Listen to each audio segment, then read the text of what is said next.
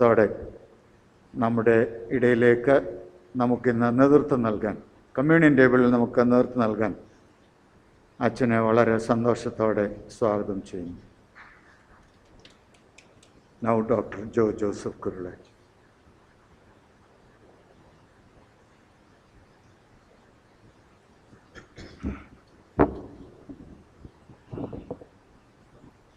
ദൈവത്തിന് സ്തോത്രം. ഏറ്റവും ആദരണീയനായ KP ജോസഫ് അച്ഛൻ, ഉമ്മൻ ഫിലിപ്പ് അച്ഛൻ, വരിക്കാട് സെഹ്യോൻ ഇടവകാംഗങ്ങളെ എല്ലാവർക്കും സ്നേഹവന്ദനം. നിങ്ങളോടൊത്ത് ഈ ആരാധനയിൽ പങ്കുചേരുവാൻ സാധിച്ചതിൽ വളരെയധികം സന്തോഷമുണ്ട്. കോവിഡിൻ്റെ പ്രയാസങ്ങളുണ്ടെങ്കിലും ഇത്രയും അധികം ആളുകൾ വളരെ അടുക്കും ചിട്ടയോടും ഇന്ന് ഈ ആരാധനയിൽ സംബന്ധിക്കുന്നത് കാണുമ്പോൾ വളരെ സന്തോഷമുണ്ട്. പ്രത്യേകിച്ച് ചെറുപ്പക്കാർ കാണുന്നതിലും വളരെയധികം സന്തോഷമുണ്ട്. ഇന്ന് അച്ഛൻ പ്രത്യേകം ഇന്ന് ലഹരി വിരുദ്ധ ദിനമായിട്ടാണ് സഭ ആചരിക്കുന്നത്. അതുകൊണ്ട് തന്നെ യൂത്ത്സും പേരൻസും തമ്മിലുള്ള ബന്ധങ്ങളെക്കുറിച്ച്, അല്ലെങ്കിൽ ഇന്ന് ഭവനങ്ങളിൽ ചെറുപ്പക്കാരും മാതാപിതാക്കളും തമ്മിലുള്ള ബന്ധങ്ങളെക്കുറിച്ച് ഒരു സെർമൺ എടുക്കണം എന്ന് പറഞ്ഞു. അപ്പോൾ ഞാൻ പറഞ്ഞു, അത് സന്തോഷം സ്വീകരിച്ചു. ഈ ആരാധന മധ്യേ ഇങ്ങനെ ഒരു അവസരം ലഭിച്ചതിൽ വളരെ സന്തോഷമുണ്ട്. ഉമ്മൻ ഫിലിപ്പ് അച്ഛൻ എന്നെ സംബന്ധിച്ചോളം എൻ്റെ ഒരു മെൻറ്ററൂടാണ്. എൻ്റെ ജ്യേഷ്ഠ സഹോദരനെ പോലെ ഏത് കാര്യത്തിലും എനിക്ക് ഉപദേശം നൽകുകയും എൻ്റെ ജീവിതം അനുഭവത്തിൽ ശുശ്രൂഷ രംഗങ്ങളൊക്കെ കഴിഞ്ഞ കാലങ്ങളിൽ കുടുംബമായി നല്ല ബന്ധം ഞങ്ങൾ സ്ഥാപിക്കുകയും എനിക്ക് നല്ലൊരു മാർഗനിർദ്ദേശം, ഒരു നല്ല മെൻറ്ററായിട്ട് തീർന്ന ഒരു അച്ഛനാണ്. അതുകൊണ്ട് തീർച്ചയായിട്ടും അച്ഛനുമായിട്ട് ഈ കൂട്ടായ്മ ലഭിക്കുന്നതിൽ എനിക്ക് വളരെ സന്തോഷമുണ്ട്. അതുപോലെ തന്നെ KP ജോസഫ് അച്ഛനും ഞാനും രണ്ടുപേരും കഴിഞ്ഞ 7 വർഷം പാറേക്കാട് ഇടവകയിലായിരുന്നു സേവനം ചെയ്തത്. അപ്പോൾ അച്ഛൻ അവിടെയും ഉണ്ടായിരുന്നു. അതുകൊണ്ട് അതും എനിക്ക് വളരെ സന്തോഷം ഉള്ള ഒരു കാര്യമാണ്. ഇവിടുത്തെ സെക്രട്ടറി മോനിയും ഭാര്യയും ഞങ്ങൾ ഒരുമിച്ച് കഴിഞ്ഞ 7 വർഷം ധരണമാരാമൻ ഭദ്രാസനത്തിൽ പ്രവർത്തിച്ചിട്ടുണ്ട്. അതും നല്ല ഓർമ്മകൾ നിലകൊള്ളുന്നു. ഇങ്ങനൊരു അനുഭവം തന്നതിൽ ഉള്ള സന്തോഷം. അച്ഛൻ പറഞ്ഞ പോലെ തന്നെ 1 മണിക്കൂറാണ് പ്രസംഗിക്കുന്നത്.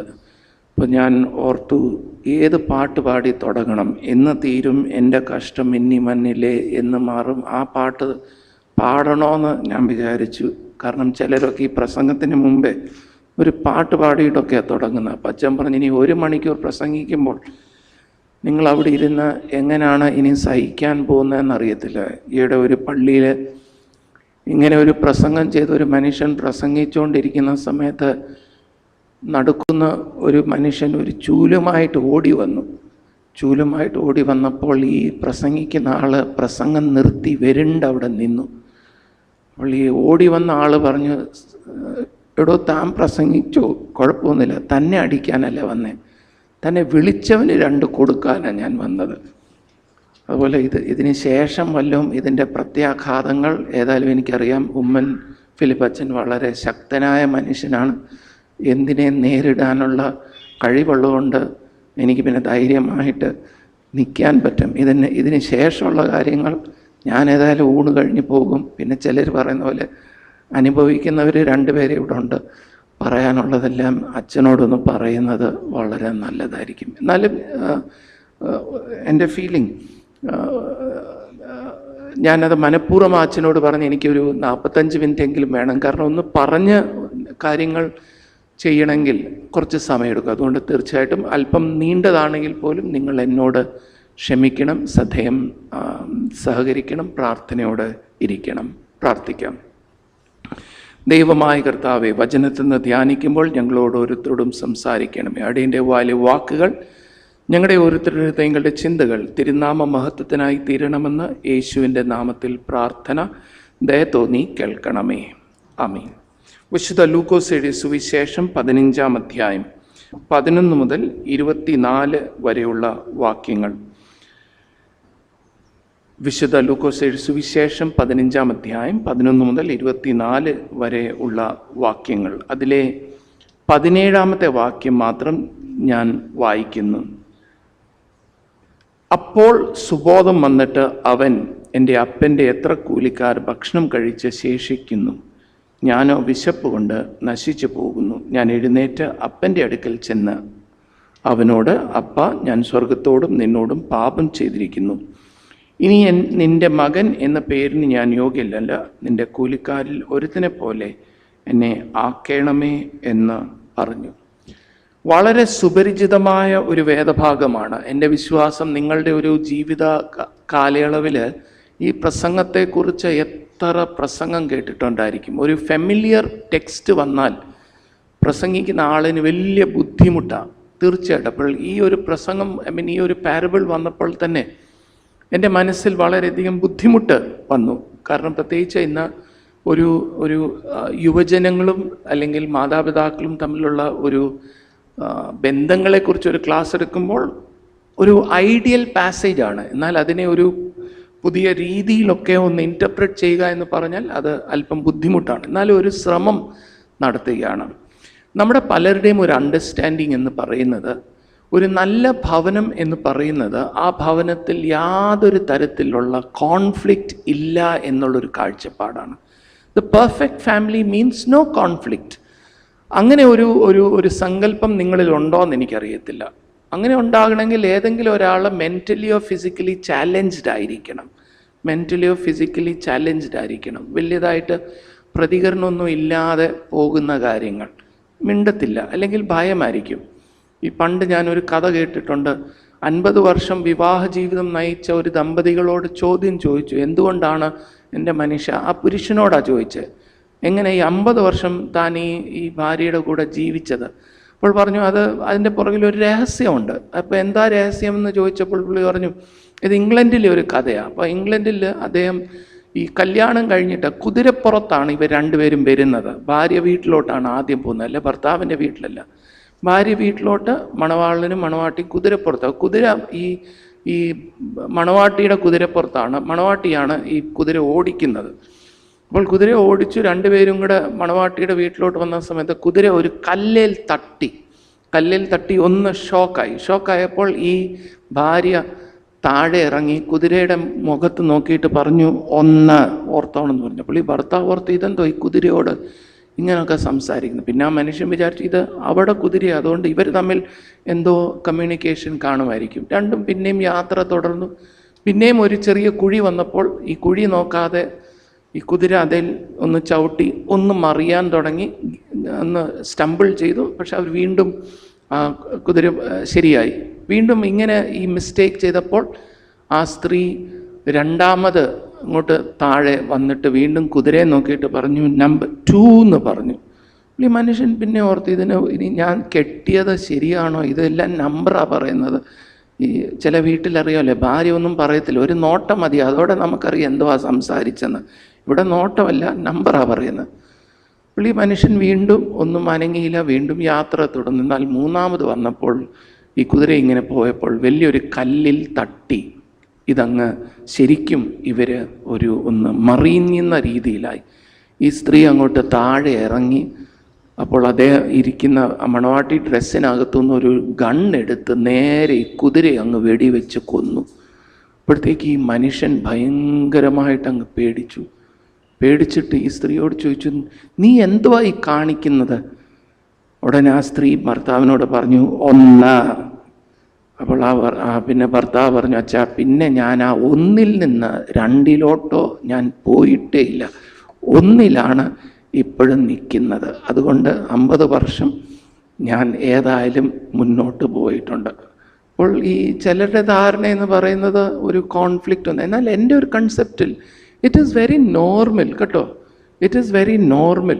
ഏതൊരു ഭവനത്തിലും മാതാപിതാക്കളും മക്കളും തമ്മിൽ ഒരു അഭിപ്രായ വ്യത്യാസങ്ങൾ, കോൺഫ്ലിക്ട്സ് ഇസ് നോർമൽ. എന്നാൽ എന്താണ് അബ്നോർമൽ എന്ന് പറയുന്നത് ആ കോൺഫ്ലിക്റ്റിനെ സോൾവ് ചെയ്യാൻ പറ്റാതെ വരുമ്പോഴാണ്. 1. 2, ആ കോൺഫ്ലിക്റ്റിനെ സോൾവ് ചെയ്യാനുള്ള റിസോഴ്സസ് നമ്മുടെ കയ്യിലില്ലാതെ വരുമ്പോഴാണ്. അല്ലെങ്കിൽ ഈ കോൺഫ്ലിക്റ്റിനെ തെറ്റായ രീതിയിൽ റിസോൾവ് ചെയ്യുന്നത് പോലെ തെറ്റായ രീതിയിൽ റിസോൾവ് ചെയ്യും. അപ്പോൾ ഞാൻ ഒന്ന് പറഞ്ഞു, കോൺഫ്ലിക്റ്റ് റിസോൾവ് ചെയ്യത്തില്ല. ചില വീട്ടിൽ കോൺഫ്ലിക്റ്റ് ഉണ്ടെങ്കിൽ റിസോൾവ് ചെയ്യത്തില്ല. അത് മനസ്സിൽ കൊണ്ട് നടക്കും, അത് സംസാരിച്ച് തീർക്കത്തില്ല. 2, ഒരു കോൺഫ്ലിക്റ്റ് ഉണ്ടായാൽ ആ വീട്ടിൽ ആ കോൺഫ്ലിക്റ്റിനെ ഒന്ന് റിസോൾവ് ചെയ്യാനുള്ള റിസോഴ്സസ് ആ വീട്ടിൽ കാണത്തില്ല. 3, തെറ്റായ മാർഗത്തിൽ കൂടെ ഒരു കോൺഫ്ലിക്റ്റിനെ റിസോൾവ് ചെയ്യുന്നു. ഇത് വലിയ അപകടകരമാണ്. അതുകൊണ്ട് നിങ്ങൾ ആരും തന്നെ ചിന്തിക്കരുത്, എൻ്റെ ഭവനത്തിൽ ഞങ്ങൾ മാതാപിതാക്കളോ ഞങ്ങൾ കുഞ്ഞുങ്ങൾ തമ്മിലൊരു പ്രയാസമുണ്ടായാൽ എന്തോ സാരമായ പ്രശ്നം ഞങ്ങളുടെ വീട്ടിലുണ്ട്. ഒരിക്കൽ പോലും ചിന്തിക്കരുത്. എന്നാൽ ഒരു പ്രശ്നമുണ്ടായാൽ തീർച്ചയായിട്ടും അതിനെ സോൾവ് ചെയ്യാൻ, എൻ്റെ ഭവനത്തിൽ ഒരു പ്രയാസം ഉണ്ടായാൽ സോൾവ് ചെയ്യാനുള്ള റിസോഴ്സസ് നിങ്ങളിൽ ഉണ്ടായിരിക്കണം. അല്ലെങ്കിൽ നിങ്ങളെ കൊണ്ട് പറ്റുന്നില്ല എങ്കിൽ ഞാൻ എപ്പോഴും പറയും, നിങ്ങൾ സഹായം തേടണം. അതിന് ഏറ്റവും പറ്റിയ സഹായമാണ് നിങ്ങളുടെ ഇടവകയുടെ വികാരിമാർ. അത് അവിടെ ഇല്ലെങ്കിലാണ്, പിന്നീടാണ് വികാരിമാരിൽ കൂടിയാണ് പ്രയാസങ്ങൾ വരുമ്പോൾ അത് കൗൺസിലിംഗ് സെൻറ്ററിലോട്ടോ ഞങ്ങളോട് റെഫർ ചെയ്യുന്നത്. അത് തീർച്ചയായിട്ടും നിങ്ങൾ അങ്ങനെയുള്ള സേവനങ്ങൾ എടുക്കണം. കാരണം ഇന്ന് വളരെയധികം സങ്കീർണമായ പ്രശ്നങ്ങളിൽ കൂടെ പോകുന്ന ഇടത്ത് നിങ്ങൾ തന്നെ ചെയ്യരുത്. അത് വളരെ സിമ്പിളാണ്. പറയുന്ന പോലെ ഒരു പനി പിടിക്കുമ്പോൾ നിങ്ങൾക്കറിയാം പാരസിറ്റമോൾ കഴിച്ചാൽ അത് മാറും. എന്നാൽ പാരസിറ്റമോൾ കഴിച്ചിട്ടും പനി മാറിയില്ലെങ്കിൽ വീണ്ടും നിങ്ങൾ ഒരു സ്പെഷ്യലിസ്റ്റിനെയാണ് കാണുന്നത്. എന്തിനാണ്? You need A deliverance from your fever. In the same way ഒരു പ്രയാസമുണ്ടായാൽ നിങ്ങൾ തീർച്ചയായിട്ടും നിങ്ങളാൽ അത് സോൾവ് ചെയ്യാൻ ശ്രമിച്ചാട്ടെ. എന്നാൽ അത് പറ്റുന്നില്ല എങ്കിൽ തീർച്ചയായിട്ടും നിങ്ങൾ സഹായം തേടി ആ പ്രോബ്ലം സോൾവ് ചെയ്യാൻ സാധിച്ചാൽ അത് വളരെയധികം പ്രയോജനം. ഇന്ന് ഈ കുടുംബത്തിലും ഇങ്ങനൊരു പ്രയാസം ഉണ്ട്.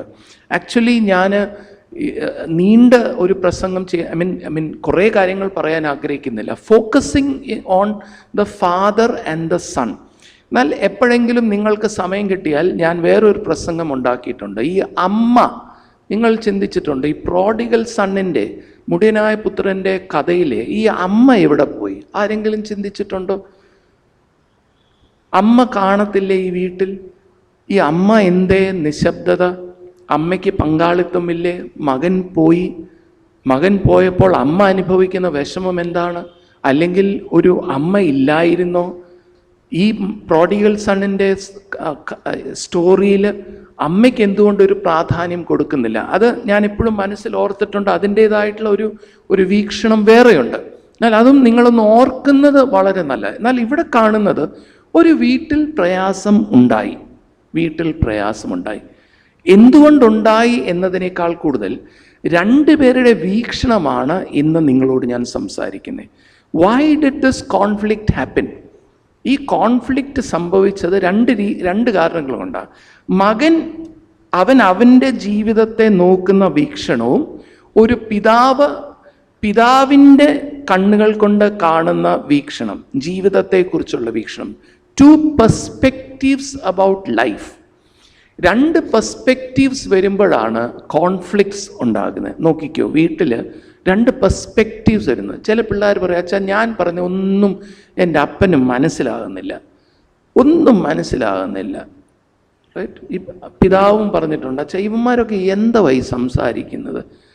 റൈറ്റ്? 2 പെർസ്പെക്റ്റീവ്സ് ആണ്. അപ്പോൾ ഇന്ന് നോക്കുന്നത് മകൻ്റെ പെർസ്പെക്റ്റീവ്സ് 1, പിതാവിൻ്റെ പെർസ്പെക്റ്റീവ്സ് 2. അപ്പോൾ ആ വീട്ടിൽ ഒരു സംഘർഷം ഉണ്ടായി. ആ വീട്ടിൽ സംഘർഷമുണ്ടായതിൻ്റെ പുറകിലുള്ള കാരണങ്ങളെ ഞങ്ങളുടെ ഒരു ബ്രാഞ്ച് ഒരു മനഃശാസ്ത്രപരമായിട്ടുള്ള രീതിയിൽ ഇതിനെ അനലൈസ് ചെയ്യുന്നു. അതുകൊണ്ടാണ് ഞാൻ പറയുന്നത്, ഇതിനൊരു പുതിയ വ്യാഖ്യാനം കൊണ്ടുവരാനാണ് ശ്രമിക്കുന്നത്. കാരണം ഞാൻ ആദ്യം പറഞ്ഞ പോലെ തന്നെ ഇഷ്ടംപോലെ പ്രസംഗങ്ങൾ ഇതിനെക്കുറിച്ച് കേട്ടിട്ടുണ്ട്. എന്നാൽ ഞാൻ ഇതിനെ പുതിയ വ്യാഖ്യാനം ഈ രീതിയിലാണ്. ഞാൻ തുടക്കത്തിൽ പറഞ്ഞത് ശ്രദ്ധിക്കണം. It is normal to have conflict in the family. But what is abnormal is when you don't try to solve the conflict. And why can't you solve the conflict? Because you may not have the resources to solve it. But you have to try to solve it. Illengil you need to seek help. അപ്പോൾ ആ conflict എന്തുകൊണ്ട് സംഭവിക്കുന്നു എന്ന് പറഞ്ഞപ്പോൾ ഞാൻ പറഞ്ഞു, it is basically because മകൻ ഒരു കാഴ്ചപ്പാട് കൊണ്ട് ജീവിതത്തെ വീക്ഷിക്കുന്നു, പിതാവ് വേറൊരു കാഴ്ചപ്പാട് കൊണ്ട് വീക്ഷിക്കുന്നു. അവസാനം വിജയിച്ചത് പിതാവിൻ്റെ കാഴ്ചപ്പാടാണ്. അത് എന്തുകൊണ്ട് വിജയിച്ചു എന്ന് നമുക്ക് നമുക്ക് വരാം. അപ്പോൾ ആദ്യം ഞാൻ സംസാരിക്കാൻ പോകുന്നത് ഈ മകൻ്റെ കാഴ്ചപ്പാടാണ്. 5 വീക്ഷണങ്ങളെക്കുറിച്ചാണ് പറയുന്നത്. 5 വീക്ഷണങ്ങൾ മകനെക്കുറിച്ചും 5 വീക്ഷണങ്ങൾ പിതാവിനെക്കുറിച്ചും. അപ്പോൾ എല്ലാം കൂടെ എത്ര പോയിൻ്റായി? 10. അപ്പോൾ 5, 6 ആകുമ്പോൾ മനസ്സിൽ ഓർത്തോണം, ദൈവമേ ഇനി 6 കിടപ്പുണ്ട് കേട്ടോ. അപ്പോൾ 10. അപ്പോൾ 9 ആകുമ്പോഴത്തേക്ക് നിങ്ങൾക്കൊരു ഒരു ആശ്വാസത്തിൻ്റെ ഒരു ശ്വാസമൊക്കെ ഒന്ന് വിടാം. കാരണം അപ്പം നമ്മൾ പറയുന്ന പോകുന്നതനുസരിച്ച് നിങ്ങൾക്ക് തന്നെ അറിയാം. അപ്പോൾ 10 എണ്ണമാണ്, 5 മകൻ്റെയും 5 പിതാവിൻ്റെയും. അപ്പോൾ 1 തുടങ്ങുന്നേ ഉള്ളൂ. ഇപ്പോഴേ കയ്യും ഒക്കെ ഒന്ന് പൊക്കി ഒന്ന് വരല്ല എന്നുള്ളൊരു പ്രയാസം. 5 സിമ്പിൾ തിങ്സ്, മനസ്സിലാക്കത്തക്ക വിധത്തിൽ. ഇവൻ്റെ വീക്ഷണം എന്ന് പറഞ്ഞാൽ he wanted roles but did not want to take responsibility. പദവി വേണം, ഉത്തരവാദിത്വം വേണ്ട. അതാണ് ഇവൻ ഈ മകൻ അപ്പനോട് പറയുന്നത്. അപ്പ എനിക്കുള്ള സ്വത്ത് നീ എനിക്ക് തരണം. On what condition? ഞാൻ നിൻ്റെ മകനായതുകൊണ്ട് എനിക്ക് എൻ്റെ സ്വത്ത് വേണം. സോ മകൻ പറയുക, I'm your son, that is my role. പക്ഷേ ഈ സ്വത്ത് അപ്പൻ എങ്ങനെ ഉണ്ടാക്കിയെന്നും അവൻ അറിയണ്ടില്ല. അവൻ റെസ്പോൺസിബിലിറ്റി എടുക്കത്തില്ല. ഇന്നത്തെ വീട്ടിലെ ഏറ്റവും പ്രധാനപ്പെട്ട ഒരു കാരണം ഇതാണ്. എല്ലാ കുട്ടികളും, അല്ലെങ്കിൽ ഇതൊരു മാതാപിതാക്കളുടെയും തന്നെ ഒരു പ്രയാസമായിട്ടാണ് കരുതുന്നത്. നമ്മുടെ വീട്ടിൽ ഈ മക്കളുണ്ട്, എല്ലാവരും മക്കളുടെ ചുമതല എടുക്കും, പക്ഷേ ഉത്തരവാദിത്തം എടുക്കത്തില്ല. അവരെല്ലാം മക്കളാണ്. എല്ലാ കാര്യങ്ങളും they have the role of the son, they play the role of the daughter. പള്ളി വരുമ്പോൾ, പുതിയതായിട്ട് വരുമ്പോൾ ഈ അങ്കിളുമാർ ചോദിക്കും, എടാ നീ എവിടത്തെയാ? അപ്പം അവൻ പറയാം, ഇന്നടുത്തെ തോമാച്ചൻ്റെ മോന്. അപ്പോൾ അവനൊരു ബ്രാൻഡാണ് തോമാച്ചൻ്റെ മോന്. അപ്പോൾ തോമാച്ചൻ്റെ മോൻ എന്ന് പറയുന്ന ഒരു പദവിയാണ്. എന്നാൽ ആ തോമാച്ചൻ്റെ വീട്ടിൽ പോയി നോക്കണം, ഈ തോമാച്ചൻ്റെ മോൻ വല്ലതും ചെയ്യുമോന്ന്. ഇന്നത്തെ ഒരു വലിയ പ്രയാസം എന്ന് പറഞ്ഞാൽ പല കുട്ടികൾക്കും ഉത്തരവാദിത്വം എടുക്കാറില്ല. അതിൻ്റെ വലിയ പ്രയാസം ഇപ്പോഴല്ല, ഇവനൊക്കെ ചെന്ന് കെട്ടിക്കുന്ന സമയത്ത് ആ പെണ്ണ് അനുഭവിക്കുന്ന കഷ്ടപ്പാടാണ്. റൈറ്റ്? അയ്യോ എന്തോ ഒരു കഷ്ടമാണെന്നറിയോ. കാരണം പറഞ്ഞാൽ ഈ അമ്മ ഇങ്ങനെ ഊട്ടി ഉറപ്പിച്ച് എല്ലാം ചെയ്ത്, ഞാൻ ഈ 7 വർഷം ഇവിടെ ആയിരുന്നല്ലോ, റെസിഡൻഷ്യൽ സ്കൂളിൽ 7 വർഷം പഠിപ്പിച്ചു. ഞാൻ ഈ പറഞ്ഞ പോലെ ബിലീവേഴ്സ് മെഡിക്കൽ കോളേജിൽ 2 വർഷം. ആ മെഡിക്കൽ സ്റ്റുഡൻസിനെ പോലും അവർ വന്ന് കാണുന്ന സമയത്ത് യു വോണ്ട് ബിലീവേഴ്സിൽ ഞാനൊരു കുട്ടിയെ കണ്ടിട്ടുണ്ട്. തൃശ്ശൂരിൽ നിന്ന് അപ്പൻ കാർ ഓടിച്ച ഈ പെണ്ണിനെ ബിലീവേഴ്സ് മെഡിക്കൽ കോളേജിൻ്റെ ആ ഹോസ്റ്റലിൽ വരെ വിടും. വെള്ളിയാഴ്ച വീണ്ടും വന്ന് ഇവിടുന്ന് കൊണ്ടുപോകും. ഒന്നോർത്തോണേ, മെഡിസിൻ പഠിക്കുകയാണ്. തൃശ്ശൂരിൽ നിന്ന് ഇവിടെ വന്ന് വിട്ടിട്ട് ഇവിടുന്ന് വീണ്ടും അടുത്ത വെള്ളിയാഴ്ച അവിടെ കൊണ്ടുപോകും സുരക്ഷിതമായിട്ട്. ആ കൊച്ചിനെ കെട്ടുന്ന ആ ചെറുക്കൻ്റെ ഒരു അവസ്ഥയൊന്ന് ഓർത്തോണേ. എന്തൊരു അവസ്ഥയായിരിക്കും എന്ന് പറഞ്ഞാൽ എല്ലാം ഈ പറഞ്ഞാലേ തൊട്ടാവാടിയെ പോലെ ഒന്ന് തൊട്ടാൽ മതി, ഇങ്ങനെ അങ്ങ് വാടും. ഈ ആമ്പിള്ളേർ തന്നെ ഒരു വലിയൊരു പ്രയാസമാണ് എല്ലാവർക്കും. അതിൻ്റെ ഒരു വലിയ ഒരു പ്രയാസം എന്നതിൽ ബേസിക്കലി ബിക്കോസ് നമ്മൾ എവിടെയോ ഈ പിള്ളേരുടെ പുറകിൽ നടക്കുന്നു. ഇപ്പോൾ ഈ സ്കൂളില്ലാത്തത് കൊണ്ട് നമുക്കതറിയാൻ വലിയ പ്രയാസമില്ല. അല്ലെങ്കിൽ ഈ ഉമ്മൻ ഫിലിപ്പ് അച്ഛനെ ചുമ്മാ നിങ്ങൾക്ക് രാവിലെ ഒരു 7:30 നിങ്ങളുടെ വീട്ടിലോട്ടൊന്ന് വിളിക്കണം. ഏതെങ്കിലും ആ വീട്ടുകാർക്ക് സന്തോഷമായിരിക്കുമോ രാവിലെ 7:30 അച്ഛൻ കയറി വരുന്നത്. പ്രത്യേകിച്ച് ഒരു 2-3 പിള്ളേർ സ്കൂളിൽ പോകുന്നവരും ഉണ്ടെങ്കിൽ 8:30 ഭർത്താവ് ജോലിക്ക് പോകുന്ന സമയത്ത് ഈ അച്ഛനെയോ 7:30 ഒന്ന് വിളിച്ചാൽ ആ വീട്ടിൽ കാണുന്ന പുകില് ഭയങ്കരമായിരിക്കും. 7:30 ഏത് വീട്ടിലും ചെന്നാൽ അറിയാം ഒരു ചെറുക്കൻ അടിക്കുന്ന ഡയലോഗ്, അമ്മ ഹിസ്റ്ററി ബുക്ക് എന്തിയേ? അപ്പോൾ അമ്മ പറയടാ ഇന്നലെ നീ ആ ടേബിളെ കാണുന്നത്, അത് കാണുന്നില്ല. അത് കുറച്ച് കഴിയുമ്പോൾ അവൻ പറയാം, അച്ഛൻ നിക്കർ എന്തിയേ, സോക്സ് എന്തിയേ? ഈ അമ്മ ഓടും. അപ്പോഴാണ് ഭർത്താവ് ഉടനെ വിലക്കുന്നത്, നീ ചൂടുവെള്ളം വെച്ചിട്ടുണ്ടോ, ഈ ഗീസർ ഓണാക്കിയോ? കുറേ കഴിയുമ്പോൾ 8 മണിയാകുമ്പോൾ ആ സ്ത്രീ തന്നെ പറയുന്നത്, എല്ലാ വീട്ടിലും ഉണ്ടായാലും നിങ്ങളൊന്ന് ഓർത്തോണം, എനിക്ക് 2 കൈയേ ഉള്ളൂ കേട്ടോ. ഇങ്ങനെ കിടന്ന് ഇതെല്ലാം കഴിഞ്ഞ് 12:30 ആകുമ്പോൾ സ്കൂളിൻ്റെ മുറ്റത്ത് വരും, എൻ്റെ അടുത്ത് വരും. അച്ഛാ എന്തുവാ? അവനെ ഞാൻ രാവിലെ ടിഫിൻ ബോക്സ് ഡൈനിങ് ടേബിളിൽ വെച്ചത്, ആ ധൃതിയിൽ അവൻ എടുത്തില്ല, ഞാൻ അതുമായിട്ട് വന്നിരിക്കുക, ഞാൻ ഓടിക്കും. ഞാൻ പറയാം അവനൊന്ന് വിശക്കുമ്പോൾ നാളെ തീർച്ചയായിട്ടും അവൻ ടിഫിൻ ബോക്സ് എടുക്കും. മറ്റേത് അവൻ അറിയാം ടിഫിൻ ബോക്സ് എടുക്കുന്നെങ്കിൽ നല്ല മാതൃകയുള്ള ത്യാഗം അനുഭവിക്കുന്ന അമ്മ ആ ടിഫിൻ ബോക്സും ചുമ്മി ആ സ്കൂളിലും വന്ന് അതങ്ങോട്ട് കൊടുക്കുമ്പോഴത്തേക്ക് ഭയങ്കര രസം. എന്നിട്ട് വൈകിട്ട് വരുമ്പോഴത്തേക്ക് അവൻ്റെ ഒരു പടുതി ഉണ്ടല്ലോ, കുറച്ച് കഴിച്ചിട്ട് അത് അളിച്ച് പുളിച്ച് വെച്ചിട്ട് അത് ആ പാത്രം ബാഗിൽ നിന്ന് എടുക്കുന്നത് തന്നെ അമ്മയാണ് കേട്ടോ. അതെപ്പോഴാണ് എടുക്കുന്നത്? രാവിലെ സ്കൂളിൽ പോകുന്ന സമയത്ത് അമ്മ നോക്കുന്നത് ടിഫിൻ ബോക്സ് വെച്ചിട്ടില്ല. അപ്പോൾ നോക്കുമ്പോൾ കിടക്കുന്ന ഒരു ബോക്സും എടുത്ത് അത് കഴുകി. അപ്പോൾ അവനത് തൊടത്തില്ല. അവൻ ഈ മാന്യമായ മനുഷ്യൻ കേട്ടോ. വളരെ മാന്യതയുള്ള ചില ആൺപിള്ളേരുണ്ട് ഇങ്ങനെ മാന്യമായിട്ട് നിൽക്കുന്നത്. ഞാൻ ഈ ബോംബെയിലാണ് ജനിച്ച് വളർന്നത്. 2 ആൺപിള്ളേരാണ് ഞങ്ങളുടെ വീട്ടിൽ, ഞാനും എൻ്റെ അനിയനും. അപ്പോൾ ഈ അമ്മയും അച്ഛനും ജോലി ചെയ്യുന്നതുകൊണ്ട് ഞങ്ങൾക്കായിരുന്നു പകുതി പണി. മുഴുവൻ പണി അമ്മ എൻ്റെ തലയിലോട്ട് വെക്കും. അപ്പോൾ രാവിലെ 7:30 ആകുമ്പോൾ അമ്മ ജോലിക്ക് പോകുന്ന സമയത്ത് ഒരു തൊട്ടി തുണി അലക്കി അവിടെ വെച്ചിട്ട് പറയും വിരിച്ചിട്ടേ പോകാവൂ. അപ്പോൾ സ്കൂളിലെ ഡ്രസ്സൊക്കെ ഇട്ടിട്ട് ഈ തുണിയെല്ലാം വിരിക്കും. വിരിക്കുന്ന സമയത്ത് അയലോക്കത്തെ സ്ത്രീകൾ ഈ കാഴ്ച കണ്ട് ചിരിക്കും. അവർക്ക് വലിയൊരു ഒരു ഒരു ഒരു തമാശ, ഒരു ആൺകുട്ടി തുണി വിരിക്കുന്നത് പറഞ്ഞാൽ അമ്മയുടെ തുണികളും അപ്പൻ്റെ തുണികളും എല്ലാം കൂടെ വെക്കുന്നത്. അപ്പോൾ ഇവർ ഈ ചിരിച്ചെന്നെ കളിയാക്കുമ്പോൾ ഞാൻ സഹതാപത്തോടല്ല കേട്ടോ, ഒരുമാതിരി നമ്മളെ കളിയാക്കുന്നുണ്ട്. ഇവൻ്റെ ഒരു ഗതികേട് കണ്ടില്ലയോ എന്ന് പറഞ്ഞ്. അപ്പോൾ ഞാൻ പറഞ്ഞു, നിങ്ങൾ എന്നെ ഇങ്ങനെ കളിയാക്കല്ലേ, ഞങ്ങളുടെ വീട്ടിൽ പെൺപിള്ളാരില്ല. അന്ന് ഞാൻ അടിച്ച ഡയലോഗാണ്, ഞങ്ങളുടെ വീട്ടിൽ പെൺപിള്ളാരില്ലാത്തതുകൊണ്ട് ഇത് ചെയ്യേണ്ടി വന്നു, ചെയ്യുക അന്ന്. അപ്പോൾ അത് അമ്മ പഠിപ്പിച്ചു. കഴിച്ചു കഴിഞ്ഞാൽ ഉടനെ പ്ലേറ്റ് കഴുകണം. പ്ലേറ്റ് കഴുകിയിട്ട് അമ്മയുടെ ഒരു ഇൻസ്പെക്ഷൻ ഉണ്ട്. വൈകിട്ട് വരുമ്പോൾ കഴുകിയ പ്ലേറ്റ് ഇങ്ങനെ നോക്കും, അതിനകത്ത് കറിയുടെ വല്ലതും ഇതുണ്ടോ, ഉണ്ടെങ്കിൽ വീണ്ടും കഴുകിപ്പിക്കും. അപ്പം ഞാൻ ഓർത്തിട്ട് എന്തോ ഒരു ഗതികേടാണ്. അന്ന് 5ാം ക്ലാസ്സിൽ തുടങ്ങിയ അനുഭവമാണ്. കെട്ടിയിട്ടിപ്പം 30 വർഷമായി ആ പണി ഇന്നും ചെയ്യേണ്ടി വരുന്നുണ്ട്. കാരണം അത് നമുക്ക് വേറെ നിർവാഹമില്ല. അത് അമ്മ തന്നെ എനിക്കിട്ട് പാര പണിതു. കെട്ടിക്കഴിഞ്ഞപ്പോൾ എൻ്റെ ഭാര്യയോട് പറഞ്ഞു, നീ വിഷമിക്കണ്ട, അവൻ നല്ലതായിട്ട് പാത്രമൊക്കെ കഴുകും, തുണിയെല്ലാം നല്ലതായിട്ട് അവൻ അലക്കും, അതുകൊണ്ട് നീ ഈ കാര്യത്തിൽ ഇടപെടരുത്. അപ്പം ഞാൻ കെട്ടിക്കഴിഞ്ഞപ്പോൾ ഒരാഴ്ച കഴിഞ്ഞപ്പോൾ ഞാൻ വിചാരിച്ചു എൻ്റെ ഭാര്യ ഒന്ന് വല്ലതും അലക്കി തരുമെന്ന്. ഞാൻ ചോദിച്ചു, നീ അലക്കുന്നില്ലേ? ഓ, അത് പപ്പായുടെ ഡിപ്പാർട്ട്മെൻറ്റില്ലയോ? ഞാൻ ചോദിച്ചു, അതെങ്ങനെ നീ മനസ്സിലാക്കിയത്? മമ്മി പറഞ്ഞിട്ടുണ്ട് പപ്പ നല്ലതായിട്ട് തുണി അലക്കും, പാത്രമൊക്കെ നല്ലതായിട്ട് കഴുകും. എന്തോ ചെയ്യാനാ, അന്ന് തുടങ്ങി നല്ലതായിട്ട് ആ കാര്യങ്ങൾ ഇപ്പോഴും ചെയ്യുന്നുണ്ട്, ഒരു പ്രയാസമില്ലാതെ. ഞാൻ പറഞ്ഞത്, ഈ വീട്ടിൽ ചില മുതലാളിമാരുണ്ട്. ഈ വലത്ത് സൈഡ് ഇരിക്കുന്ന ഒരു മുതലാളി, ഇടത്ത് സൈഡ് ഇരിക്കുന്ന ഒരു തൊഴിലാളി കേട്ടോ. വീട്ടിൽ ഈ മുതലാളി തൊഴിലാളി ഉണ്ടാകില്ല. ആണും പെണ്ണും ആണെങ്കിൽ രണ്ടിനെയും പിടിച്ച് ശരിക്കും ഉത്തരവാദിത്തങ്ങൾ ഏറ്റെടുത്താൽ മാത്രമേ ഇവനൊക്കെ ശരിയാകത്തുള്ളൂ. കറുത്തു ഈ ഭർണവാസ് തിരുവേനി പറയും, ഈ ഒരു ഒരു ഒരു 12 വയസ്സ് കഴിയുമ്പോൾ, അല്ലെങ്കിൽ 9-12 വയസ്സ് കഴിഞ്ഞ് ഇവനെ ഇട്ടങ്ങ് കഷ്ടപ്പെടുത്തണം കേട്ടോ.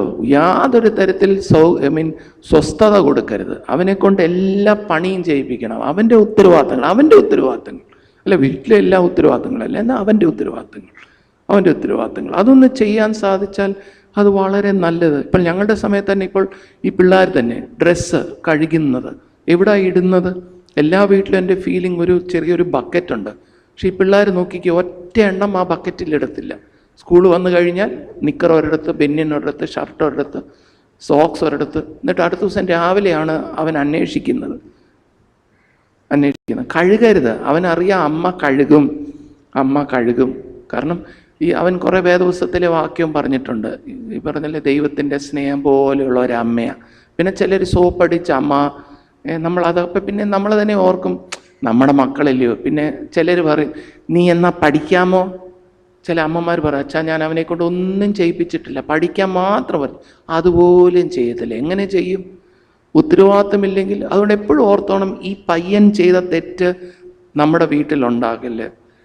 Don't give your children only roles, give them responsibility.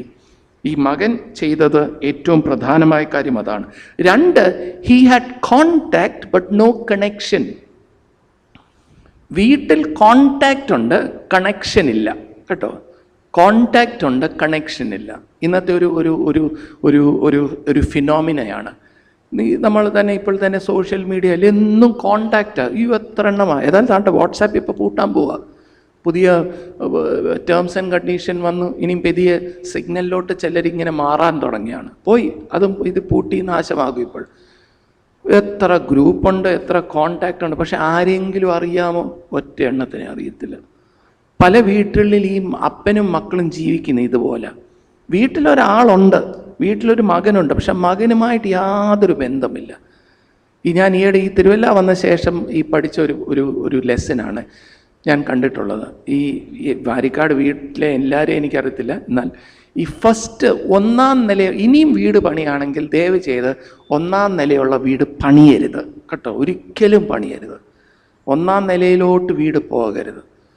അല്ലെങ്കിൽ പണിയുവാണെങ്കിൽ അവൻ കെട്ടിയ ശേഷമേ പണിയാവൂ. പഠിക്കുന്ന സമയത്ത് ഒരിക്കൽ പോലും ഈ 1ാം നിലയിലുള്ള, കാരണം ഈ പല ആൺപിള്ളേരോ പെൺപിള്ളേരോ ഒരു പ്രായം കഴിഞ്ഞാൽ പിന്നെ നേരെ മേളിലോട്ടാണ്, നേരെ സ്കൂളിൽ വന്നു കഴിഞ്ഞാൽ ആ മുറിയിലോട്ട് കയറും, കഥ കടയ്ക്കും, പിന്നെ അകത. പണ്ടൊക്കെ ഞാൻ ഓർത്തിട്ടുണ്ട്, നമ്മൾ ഈ രാവിലെ എഴുന്നേറ്റിട്ട് സങ്കീർത്തനം വായിക്കും, ഞാൻ എൻ്റെ കണ്ണ് പർവ്വതങ്ങളിലേക്ക് ഉയർത്തുന്നു, എൻ്റെ സഹായം എവിടെ നിന്ന് വരും. ഇന്നും അമ്മമാർ അത് തന്നെയാണ് വായിക്കുന്നത് കേട്ടോ. പക്ഷെ നോക്കുന്ന എവിടെ? ദൈവത്തോടല്ല. 1ാമത്തെ നിലയിൽ ആ ചെറുക്കനൊന്ന് താഴോട്ടൊന്ന് ഇറങ്ങി വന്നായിരുന്നേ എത്ര നല്ലതാണ്. മിണ്ടത്തുമില്ല, അതിനകത്ത് ചെവിക്കകത്ത് 2 സാധനവും വെക്കും. നമ്മൾ എത്ര അലച്ചാൽ കേൾക്കുമോ? അവൻ കേൾക്കത്തില്ല. അതുകൊണ്ട് തന്നെ നമുക്ക് പിന്നെ മേളിലോട്ട് കയറാനുള്ള ആരോഗ്യവും ഇല്ല. പിന്നെന്തോ ചെയ്യും? അവൻ അവൻ്റെ ഗുഹയിൽ, അമ്മയുടെ ഗുഹയിൽ, അപ്പൻ പിന്നെ എപ്പോഴും ഒരു ഗുഹയിൽ തന്നെ, വല്ലപ്പോഴും ഒക്കെ ഇടയ്ക്ക് ഒന്നിറങ്ങി വരും. കോണ്ടാക്റ്റ് ഉണ്ട്. പറഞ്ഞാൽ ഇവിടെ ഒരു മനുഷ്യനുണ്ട്, എന്നാൽ കണക്ഷൻ. ഈ അമ്മ എന്തോ അനുഭവിക്കുന്നത്, പപ്പ എന്തോ അനുഭവിക്കുന്നത്, ഈ വീട്ടിലെ സാഹചര്യം എന്തോ. ഉച്ചയ്ക്ക് അങ്ങോട്ട് വരുമ്പോൾ ചില പിള്ളേർ കണ്ടു, മോര് ഇതേ ഉള്ളോ, ഇന്നലെ മോരാ കഴിച്ചേ, വാഴയ്ക്കാത്തോരൻ, ഈ ഒരാഴ്ചയായിട്ട് വാഴയ്ക്കാത്തോരൻ. അപ്പം പറയടാ, മാർക്കറ്റിൽ പോകാൻ ആളില്ലായിരുന്നു. എന്നാൽ പോട്ടെ വരട്ടെ, മാർക്കറ്റിൽ പോകാൻ ആളില്ലെന്ന് പറഞ്ഞിട്ടും കുഴപ്പമൊന്നുമില്ല. ഈ ഡൈനിങ് ടേബിളിൽ എങ്ങനെയാണ് ഈ സാധനം വന്നത് ചെറുക്കൻ അറിയണ്ടല്ല. മോരേ ഉള്ളോ എന്നുള്ളൊരു ചോദ്യം നിങ്ങളുടെ വീട്ടിലും കാണുമായിരിക്കും എന്ന് എൻ്റെ വിശ്വാസം. നിങ്ങളുടെ വീട്ടിലും അത് കാണുമായിരിക്കും എന്ന് തോന്നുന്നു. അപ്പോൾ എൻ്റെ വിശ്വാസം ഈ പല പിള്ളേരെ സംബന്ധിച്ചോളം they have contact, no connection. ഒരു നെറ്റ് വൈഫൈ ഓഫായ ഒരു വീട്ടിൽ ചെറുക്കൻ മേളിൽ നിന്ന് താഴെ വന്നു, എഴുന്നള്ളി. ഒരമ്മ പറഞ്ഞ പോലെ ദേവി മേളിൽ നിന്ന് പ്രത്യക്ഷപ്പെട്ടു. ഒരു മകളെക്കുറിച്ച് ഒരമ്മ പറഞ്ഞതാ. ഒരു ദിവസം മേളിൽ നിന്ന് താഴോട്ട് വന്നപ്പോൾ അമ്മ വികാരി അച്ഛനോട് പറഞ്ഞു, അച്ഛാ ഇന്ന് എൻ്റെ ദേവി താഴെ വന്ന് പ്രത്യക്ഷപ്പെട്ടെന്ന്. കുറേ ദിവസമായിട്ട് അകത്തായിരുന്നു. അപ്പോൾ വൈഫൈ ഓഫായപ്പോൾ മകൻ താഴോട്ട് വന്ന് അവൻ്റെ സുഹൃത്തിനോട് SMS അയക്കുകയാണ്, ഞാൻ ഈ ദിവസങ്ങൾ വൈഫൈ ഇല്ലായിരുന്നു, താഴെ വന്ന് എൻ്റെ അപ്പനോടും അമ്മയോടും ഒക്കെ ഇന്ന് സംസാരിച്ച ശേഷമാണ് ഞാൻ മനസ്സിലായത്, നല്ല മനുഷ്യരാ അവർ കേട്ടോ. ചെറുക്കൻ സുഹൃത്തിന് എഴുതുക, ഞാൻ എൻ്റെ അപ്പനോടും അമ്മയോടും സംസാരിച്ചപ്പോൾ എനിക്ക് തോന്നി അവർ നല്ല മനുഷ്യരാണ്. അപ്പോഴാണ് അവന് കണക്ഷൻ വരുന്നത്. എന്നിട്ട് 2 ദിവസം കഴിഞ്ഞിട്ട് അവൻ വീണ്ടും എഴുതുന്നു, എടാ നിനക്കറിയാവടാ ഈ വീട്ടിലൊരു കൊച്ചുണ്ട്, എനിക്കൊരു പെങ്ങളുണ്ടെന്ന് എനിക്ക് മനസ്സിലായി. അവൻ്റെ ഒരു ജീവിതം. എന്നിട്ട് അവൻ അവസാനം എഴുതുന്നത്, നാളെ വൈഫൈ കിട്ടും, ഞാൻ മേളിലോട്ട് പോകും. ഈ പല വീട്ടിലും ഇതാണ് കോണ്ടാക്ട്സ്. അതുകൊണ്ട് ഞാൻ പറഞ്ഞ് ഈ തിരുവല്ല ഏരിയയിൽ കഴിഞ്ഞ ഒരു 7 വർഷം ശ്രദ്ധിച്ചതാണ്, എല്ലാം ആ മേളിലാണ്, ഇങ്ങനെ മേളിൽ. അതുകൊണ്ട് ഞാൻ പറഞ്ഞില്ല, ഇവൻ കെട്ടിയ ശേഷം മാത്രമേ മേളിൽ ഒരു ഇനി ഈ വീട് പണിത് കഴിഞ്ഞാൽ പിന്നെ നമുക്ക് നിർവാഹമില്ല. അല്ലെങ്കിൽ അങ്ങനെയാണെങ്കിൽ ഇതിനെല്ലാം താഴെ അവരുടെ ഒരു ഗുഹയിൽ ചെന്ന് കഴിഞ്ഞാൽ പിന്നെ ഒരു കണക്ഷൻ ഇല്ല, കോണ്ടാക്ട് മാത്രം. So that is the second thing that brought in the conflict, ഇവൻ്റെ ഒരു പെർസ്പെക്റ്റീവ്. അപ്പോൾ ഒന്ന് പറഞ്ഞു, ആ മകൻ ചെയ്തത് he wanted roles but no responsibility, പദവി വേണം, ഉത്തരവാദിത്വം വേണ്ട. 2, he had contact but no connection. 3, he was very individualistic in thinking, not collective. എൻ്റെ കാര്യങ്ങൾ മാത്രം ഓർക്കുന്ന ആള്, എൻ്റെ കാര്യങ്ങൾ മാത്രം ഓർക്കുന്ന ആള്. ഇവിടെയും പറഞ്ഞല്ലോ, എൻ്റെ സ്വത്തിങ് എനിക്ക് തന്നാൽ മതി, എൻ്റെ സ്വത്തിങ് എനിക്ക് തന്നാൽ മതി. വളരെ ഇൻഡിവിജ്വലിസ്റ്റിക്കായിട്ട് ചിന്തിക്കുന്ന ഒരു കൂട്ടമാണ് ഇന്ന്. നമ്മൾ ഒരിക്കൽ പോലും ഒരു ഷെയറിങ്ങിൻ്റെ ഒരു റിസോഴ്സസ് നമുക്കുണ്ടാകത്തില്ല, ഒരിക്കൽ പോലും ഒരു ഷെയറിങ്ങിൻ്റെ ഒരു റിസോഴ്സസ്. ഇതെല്ലാം ഞാൻ പറഞ്ഞ പോലെ ഞാൻ എൻ്റെ ഈ ഒരു പശ്ചാത്തലം, ചില അനുഭവങ്ങളുടെ പശ്ചാത്തലത്തിലാണ് ഞാൻ എഴുതുന്നത്. ഈ കൊച്ചിലെ വളരുന്ന സമയത്ത് ഞങ്ങൾക്ക് എൻ്റെ ബാല്യകാലത്തിൽ ഏറ്റവും ഇഷ്ടപ്പെട്ട ഒരു മീനാണ് ഈ ആവോലി, പോംഫ്രെറ്റ്. നല്ലതായിട്ട്, ഭയങ്കര ഇഷ്ടമാണ്. അപ്പോൾ ഈ കൊച്ചിലെ വൈകിട്ടേ ഉള്ളൂ നോൺ വെജ്. അപ്പോൾ ഈ പോംഫ്രെറ്റിൻ്റെ മിഡിൽ പാർട്ടാണ് ഞങ്ങൾക്ക് തരുന്നത്, നല്ല ഫ്ലഷ് ഉള്ളത് മിഡിൽ പാർട്ട്. ടെയിൽ പാർട്ട് അച്ഛനും അമ്മയും, 4 പേരാണ്. 4 എണ്ണമേ ഞങ്ങളുടെ ഡൈനിങ് ടേബിളിൽ കാണത്തുള്ളൂ. 4 എണ്ണം എന്ന് വെച്ചാൽ ഞങ്ങളോട് പറയാതെ അമ്മ പറയുകയാണ്, ഓരോരുത്തരും എത്ര എണ്ണം ഉണ്ട്? 4 എണ്ണം വെച്ചു 4 പേരിരുന്നാൽ ഒരാൾക്ക് എത്ര ഉണ്ട്? അല്ലെങ്കിൽ ഒന്നും മിണ്ടത്തില്ലെന്നറിയാൻ, ജീവനോട് ഇരിപ്പുണ്ടോയെന്ന് അറിയാൻ വേണ്ടി ഒന്നേ കാണത്തുള്ളൂ. 5 വെക്കത്തില്ല കേട്ടോ. 5 വെച്ചാൽ ഞാനും എൻ്റെ അനിയനോട് അടിയുണ്ടാകും. അത് അമ്മയ്ക്ക് നല്ലതായിട്ടറിയാം. ഈ 4 എണ്ണം വെക്കുമ്പോൾ തന്നെ ഞങ്ങൾ കണ്ണുകൊണ്ട് ഇതിൻ്റെ ഡയമീറ്ററും ലെങ്ത്തും മെഷർ ചെയ്യും, ഏതാ വലിയത്. കാരണം അതനുസരിച്ചാണ് ഇത് എടുക്കുന്നത്. അത് നോർമലി ഇളയവനാണ് തുണ്ടം കിട്ടുന്നത്. ചിലപ്പം ഞാനിങ്ങനെ നോക്കി വെക്കും, ആ 3ാമത്തേതാണ് കുറച്ച് വലിപ്പം എന്ന് നോക്കി വെക്കുമ്പോൾ അനിയൻ എടുത്ത് മാറ്റും. എന്തോ ഒരു വേദനയാണെന്നറിയാം. പിന്നെ അപ്പോൾ ഞാൻ അമ്മയോട് പറയുമ്പോൾ അമ്മ പറയും, കൊച്ചല്ലയോ നീ അങ്ങ് സഹിക്കടാ. അങ്ങനെ സഹിച്ച് കുറേ സഹിച്ചിട്ടുണ്ട്. എപ്പോഴും ഓർത്തിട്ടുണ്ട്, ഈ മൂത്തതുങ്ങളാ പാവം, ഇളയതുങ്ങളാ ഈ ഭയങ്കര സാധനം. ഈ അമ്മയുടെ ഈ ഡയലോഗ് കൊണ്ട് അവൻ ഭയങ്കരമായിട്ട് മുതലെടുത്തിട്ടുണ്ട്. ഇളയതല്ലയോ, പോട്ടടാ നീ മൂത്തതില്ലയോ, അങ്ങനെ പോയി. അപ്പോൾ ഇത് 4 എണ്ണം വെക്കും. ഈ അന്നത്തെ പല പിള്ളേർ ചെയ്യുന്ന പോലെ ചോറ് തീരത്തില്ല, മീൻ തീരും. മീൻ എളുപ്പം തീരും, ചോറ് കിടക്കും. പിന്നെ ഈ ചോറ് തീർക്കാതെ നമുക്ക് എഴുന്നേക്കാൻ പറ്റത്തില്ല. അപ്പോൾ എഴുന്നേക്കാൻ ഇങ്ങനെ ഇരിക്കുന്ന സമയത്ത് പപ്പായും എളുപ്പം കഴിക്കും, അനിയനും അവൻ്റെ മീൻ. അപ്പോൾ ഒരു തുണ്ടം മീൻ അവിടെ കിടപ്പുണ്ട്, അത് അമ്മയുടെയാണ്. അപ്പം നമുക്ക് ഈ ചോറ് കഴിക്കുകയും വേണം, മീനുമില്ല, മുന്നിലൊരു മീൻ ഇങ്ങനെ വറുത്തത് കിടക്കുകയുണ്ട്. എന്തൊരു ഭീകരമായ അനുഭവം എന്നറിയോ. അത് വെച്ചുകൊണ്ട് നമ്മളിരിക്കുക. അപ്പോൾ പിന്നെ പെരിയ അമ്മയോട് ചോദിക്കും, അമ്മേ മീൻ വേണോ? അപ്പം ഞങ്ങളൊക്കെ പണ്ട് ഓർത്തിട്ടുണ്ട്, ഈ അമ്മയെക്കുറിച്ചുള്ള സങ്കല്പം എന്ന് പറഞ്ഞാൽ വളരെ ത്യാഗം, എന്തും സഹിക്കാനും എന്തും കൊടുക്കാനും. പക്ഷെ എൻ്റെ അമ്മ അങ്ങനെ അല്ലായിരുന്നു കേട്ടോ. വേണോന്ന് ചോദിച്ചാൽ അമ്മ പറയും വേണം, തൊട്ടുപോയേക്കല്ലെന്ന് പറയും. അയ്യോ എന്തോ ഒരു കഷ്ടമാണ്. അതാ ഞാൻ പറഞ്ഞത്, എന്തൊരു ഭീകരമാണ്. ചോറ് തീർക്കുകയും വേണം, മീനും മുന്നിലിരിപ്പുണ്ട്, തൊടാനും പറ്റത്തില്ല. പിന്നെ എൻ്റെ അനിയൻ ചെയ്യുന്ന പറഞ്ഞാൽ തൊലി പൊളിക്കും. ഈ തൊലി പൊളിച്ച് അങ്ങനെയെങ്കിലും പറഞ്ഞാൽ മീനുണ്ട്, പിന്നെ ഈ കൊതി അടക്കാൻ പറ്റാത്തതുകൊണ്ട് ചെറുതായിട്ടൊക്കെ ഞാൻ പൊളിക്കും. ഒന്ന് പൊളിച്ച് പറഞ്ഞാൽ മീൻ അവിടെ ഉണ്ട്, എന്നിട്ട് കഴിക്കും. അത് പിന്നെ അങ്ങ് കഴിച്ച് തീരും. പക്ഷെ ഞാൻ ഇന്നും ഇത്രയും വർഷം കഴിഞ്ഞപ്പോഴും അത് പഠിപ്പിച്ചൊരു പാഠം, അമ്മയ്ക്കുള്ളത് അമ്മയ്ക്ക് കൊടുത്തിരിക്കണം, പിതാവിനുള്ളത് പിതാവിന് കൊടുത്തിരിക്കണം, സഹോദരനുള്ളത് നിങ്ങളുടെ വീട്ടിൽ 4 എണ്ണം ഒന്ന് വെച്ചിട്ട് നിങ്ങളൊന്ന് മാറിപ്പോയിക്കുക. ചെറുക്കനോട് പറയടാ നീ ഒന്ന് കഴിച്ചേന്ന് പറഞ്ഞിട്ട് നിങ്ങളങ്ങ് മാറണം. 4 മീൻ വെച്ചാൽ അവൻ എത്ര എണ്ണം വെക്കുമെന്നോർത്തോ? ഒറ്റ എണ്ണം വെക്കത്തില്ല കേട്ടോ, അടിച്ചു മാറ്റും അവൻ. എന്നിട്ട് എടാ എൻ്റെ എന്തിയെന്ന് ചോദിച്ചാൽ പറയും ഫ്രിഡ്ജിൽ കിടപ്പില്ലയോ ഇനി ഒരു 4 എണ്ണം, അമ്മ അതങ്ങ് വറുത്തോ. ഈ ഫ്രിഡ്ജിൽ കിടപ്പുണ്ടോ ഇല്ലയോ എന്നല്ല, ഈ ഹൗ ഡു ഐ ഷെയർ. ഇതുകൊണ്ടാണ് പിന്നീട് നിങ്ങൾ ഓർത്തെ ഈ വീതം വെക്കുന്നതിൽ പ്രശ്നം വരുന്നറിയോ. പല ഭവനങ്ങളിൽ ഈ വീതം വെക്കുമ്പോൾ സഹോദരങ്ങൾ തമ്മിലുള്ള അടിയുടെ പ്രധാന കാരണം ഇതാണ്. എന്തുകൊണ്ടാണ്? കൊച്ചിലെ എവിടെയോ ഈ ഷെയറിങ് ഓഫ് റിസോഴ്സസ്, കൊച്ചിലെ എവിടെയോ എൻ്റേതല്ല നമ്മുടെ നോട്ട് മീ അവേഴ്സ് എന്നുള്ളൊരു കൺസെപ്റ്റ് ഒരു വീട്ടിൽ വളർത്താൻ സാധിച്ചാൽ ഏറ്റവും ഇമ്പോർട്ടൻ്റ്. ഈ മകനെ സംബന്ധിച്ചോളം he was not bothered. I just want my share. I will look only at my concern. ഇത് ഒരു ജനറേഷൻ ഇന്ന് വളരുന്നുണ്ട്. അതാണ് 3. 4, he wanted pleasure but did not want to understand the pain. He wanted pleasure but did not want to understand the pain. ഒരു പിതാവ് അധ്വാനിച്ചിട്ട് ഉണ്ടാക്കിയതാണ് ഈ സമ്പാദ്യങ്ങൾ മുഴുവനും. ആ പിതാവ് കഷ്ടപ്പെട്ട് സമ്പാദിച്ച്. പക്ഷെ ഈ മകൻ എന്താണ് ചെയ്യുന്നത്? എൻ്റെ പിതാവ് അധ്വാനിച്ചു, എൻ്റെ പിതാവ് ഇവൻ പറയുന്നില്ല ഞാനൂടെ അധ്വാനിച്ചത്, എൻ്റെ ഷെയറിങ് തന്നോണം എന്നാ പറയുന്നത്. ഒരു പിതാവ് അധ്വാനിച്ചിട്ട് ആ റിസോഴ്സസിനെ ബിൽഡപ്പ് ചെയ്തപ്പോൾ ആ പിതാവ് അനുഭവിച്ച വേദന, കഷ്ടപ്പാടൊന്നും മനസ്സിലാക്കാതെ എനിക്ക് ആ പണം കൊണ്ട് ഐ വോണ്ട് ടു എൻജോയ്, അതാണ് ആ പയ്യൻ ചെയ്തത്. അതുകൊണ്ടാണ് ആ പയ്യൻ മുഴുവനും തന്നെ ആ പണം ദൂർത്തടിച്ചത്. ഞാൻ ഏൺ ചെയ്തിട്ടുണ്ടെങ്കിൽ നിങ്ങൾക്കതറിയാം, നിങ്ങൾ കഷ്ടപ്പെട്ട് നിങ്ങൾ സമ്പാദിച്ചിട്ടുണ്ടെങ്കിൽ നിങ്ങൾ വളരെ കോഷ്യസ് ആയിട്ട് സ്പെൻഡ് ചെയ്യത്തുള്ളൂ. അതാണ് യാഥാർത്ഥ്യം. If you have earned it the hard way, you will not spend it recklessly. എൻ്റെ കൺസെപ്റ്റ് അതാ.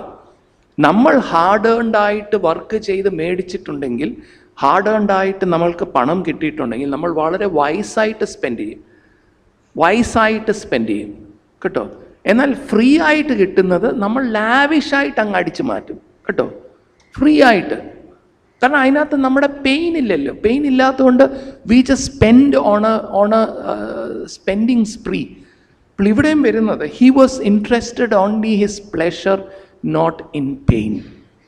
ഇത് ഇന്ന് പല കുട്ടികളെ സംബന്ധിച്ചോളം ഇത് സംഭവിച്ചിട്ടുണ്ട്. അച്ഛൻ അനുഭവിക്കുന്ന വേദന, അമ്മ അനുഭവിക്കുന്ന പ്രയാസം. ഞാൻ ഇവിടെ ഇരിക്കുന്ന സമയം ഞാൻ ഓർക്കുന്നുണ്ട്, ഇന്നും ഒരു +2 എക്സാം എഴുതുന്ന ഒരു കുട്ടിയെ അമ്മ കൊണ്ടുവന്നിട്ടുണ്ട്. എന്താണ് പ്രയാസം? അവൻ +2 പരീക്ഷ എഴുതത്തില്ല. കാരണം ചോദിച്ചപ്പോൾ അവന് ബുള്ളറ്റ് ബൈക്ക് വേണം. ബുള്ളറ്റ് ബൈക്ക് മേടിച്ചു കൊടുത്താൽ അവൻ +2 എഴുതും. അപ്പോൾ ഈ പയ്യനെയും കൊണ്ട് വിളിച്ചു. ഞാൻ ചോദിച്ചു, അപ്പോൾ ഈ അമ്മ, ഞാൻ ചോദിച്ചു, എന്തിനാടാ നിനക്ക് ബുള്ളറ്റ് വേണ്ടി? എൻ്റെ കൂട്ടുകാരെല്ലാം ബുള്ളറ്റേല നടക്കുന്നത്. ഞാൻ ചോദിച്ചു, നിൻ്റെ പ്രായം എത്ര? 17. നിനക്ക് ബുള്ളറ്റ് ഓടിക്കാൻ പറ്റുമോ? അല്ല, ഞങ്ങളുടെ വീടിൻ്റെ ചുറ്റും മാത്രം, വീടിൻ്റെ അപ്പുറത്തൊക്കെ ഇങ്ങനെ അങ്ങ് ഓടിക്കാൻ വേണ്ടി മാത്രമാണ്. ഞാൻ ചോദിച്ചു, എന്തോ ചെയ്യാനാടാ? അല്ല, ഒരു സ്റ്റൈലിന് വേണ്ടി ഒന്ന് ഓടിക്കാനാണ്. ഞാൻ ചോദിച്ചു, ബുള്ളറ്റ് മാത്രം മതിയോ? ബുള്ളറ്റ് എത്ര? വില എത്ര? അവൻ ഏറ്റവും കൂടിയ ബുള്ളറ്റ് 2,10,000 രൂപ. ഞാൻ ചോദിച്ചു, നിൻ്റെ പപ്പായും മമ്മിയുടെയും ജോലി പെട്ടിക്കട നടത്തുകയാണ്. അപ്പം ഞാൻ ചോദിച്ചു, അപ്പോൾ ഈ 2,10,000 ലോൺ എടുക്കണം. ആ ചെറുക്കൻ വളരെ കൂളായിട്ടാണ് പറയുന്നത്, ലോൺ എടുക്കണം. അത് എടുത്തില്ലെങ്കിൽ എനിക്കിപ്പോൾ +2 പരീക്ഷ ഞാൻ എഴുതുന്നില്ല. അപ്പം ഞാൻ ഈ അമ്മയോട് പറഞ്ഞു, ഏതായാലും ഇവനോട് തർക്കിച്ച് വലിയ കാര്യമില്ല, റൈറ്റ്? ആ ബുള്ളറ്റ് എടുത്താൽ ആദ്യം ഒരു 2 ദിവസം, ആ സ്ഥലം ഞാൻ പറയുന്നില്ല, അവിടെ കിടന്ന് കറങ്ങും. കുറെ കഴിയുമ്പോൾ അവൻ അറിയാതെ ദൂരെ പോകും. ഏതായാലും ഈ നഷ്ടക്കച്ചവടം. അവൻ +2 എഴുതുന്നില്ലെങ്കിൽ എഴുതണ്ടെന്ന് വെച്ച് നിൽക്കാൻ പറഞ്ഞു. കാരണം നിങ്ങൾക്ക് സാമ്പത്തികമായിട്ടുള്ള റിസോഴ്സസ് ഇല്ല. റിസോഴ്സസ് ഇല്ലാതെ ഇങ്ങനെ നിങ്ങൾ തുള്ളാൻ തുടങ്ങിയാൽ, അയ്യോ അച്ഛാ, അടുത്ത ചോദ്യം, അവൻ വല്ലോം ചെയ്താലോ? അപ്പോൾ ഞാൻ പറഞ്ഞു, ഇനി ആ ഭീഷണിയിൽ തന്നെയാണല്ലോ എല്ലാവരും നിൽക്കാൻ പോകുന്നത്. ഞാൻ പറഞ്ഞു, ഒന്ന് പിടിച്ച് നിൽക്കുക, നിങ്ങളുടെ കാര്യം ഒന്ന് പറ എന്ന് പറഞ്ഞാണ് ഞാൻ ഇപ്പോഴും ഓർക്കുന്നില്ല. ഒരു മകൻ +2 പരീക്ഷ എഴുതുന്നതിന് തൊട്ട് മുമ്പേ അച്ഛനെയും അമ്മയും ഭീഷണിപ്പെടുത്തി പറയുകയാണ് 2,10,000 രൂപയുടെ ബുള്ളറ്റ് മേടിച്ച്. അവനെ കണ്ടാൽ തന്നെ ഞാൻ ഓർത്തിട്ടുണ്ട്, ഈ ചില പിള്ളേർ ഈ സൈക്കിൾ ചവിട്ടുന്ന കണ്ടിട്ടുണ്ട്. ഒരു കാല് കൊണ്ട് ആ പെഡല് ചവിട്ടും, മറ്റേ കാല് താഴോട്ട് പോലും എത്തത്തില്ല, പക്ഷെ അവൻ ചവിട്ടും, ഇവിടെ നിന്ന് ചവിട്ടും. ചില പിള്ളേർ കണ്ടു, വലിയ സൈക്കിളും വെച്ചുകൊണ്ട് ഒരു പീക്രി ചെറുക്കൻ, അതേ കൂടെ വലിയ, അവനേക്കാൾ 2 അടി ഹൈറ്റുണ്ട്. ഇവനെ കണ്ടാൽ തന്നെ ഒരു കോലൻ. അപ്പം ഞാൻ ഓർത്തത്, ഇവൻ ആ ബുള്ളറ്റും ഉണ്ട്. പക്ഷെ എങ്ങനോ കൂട്ടുകാർ കണ്ടു, അപ്പൻ പെട്ടിക്കട നടത്തുന്നു, സോഡാ കുപ്പിയും ഈ ചെറിയ ബിസ്ക്കറ്റും പഴവും വയ്ക്കുന്നത്. I don't care. ആ മകൻ്റെ ഒരു നിഷേധാത്മകമായിട്ടുള്ള ഒരു കാര്യമാണ്, നിഷേധം. ഇത് ഞാൻ ചില സമയത്ത് എൻ്റെ വീട്ടിലും ഞാൻ പറഞ്ഞില്ല, ഇത് നടന്നിട്ടുണ്ട്. ഞാൻ ഈ ബോംബെയിൽ വളർന്നിട്ടുണ്ടെങ്കിൽ പോലും ഞങ്ങൾ വളരെയധികം ഇതെല്ലാം വ്യക്തിപരമായ ചില അനുഭവങ്ങൾ മനസ്സിൽ വരുന്നതുകൊണ്ട് പറയാണ്, വേദനയിൽ കൂടെ വളർന്നേ.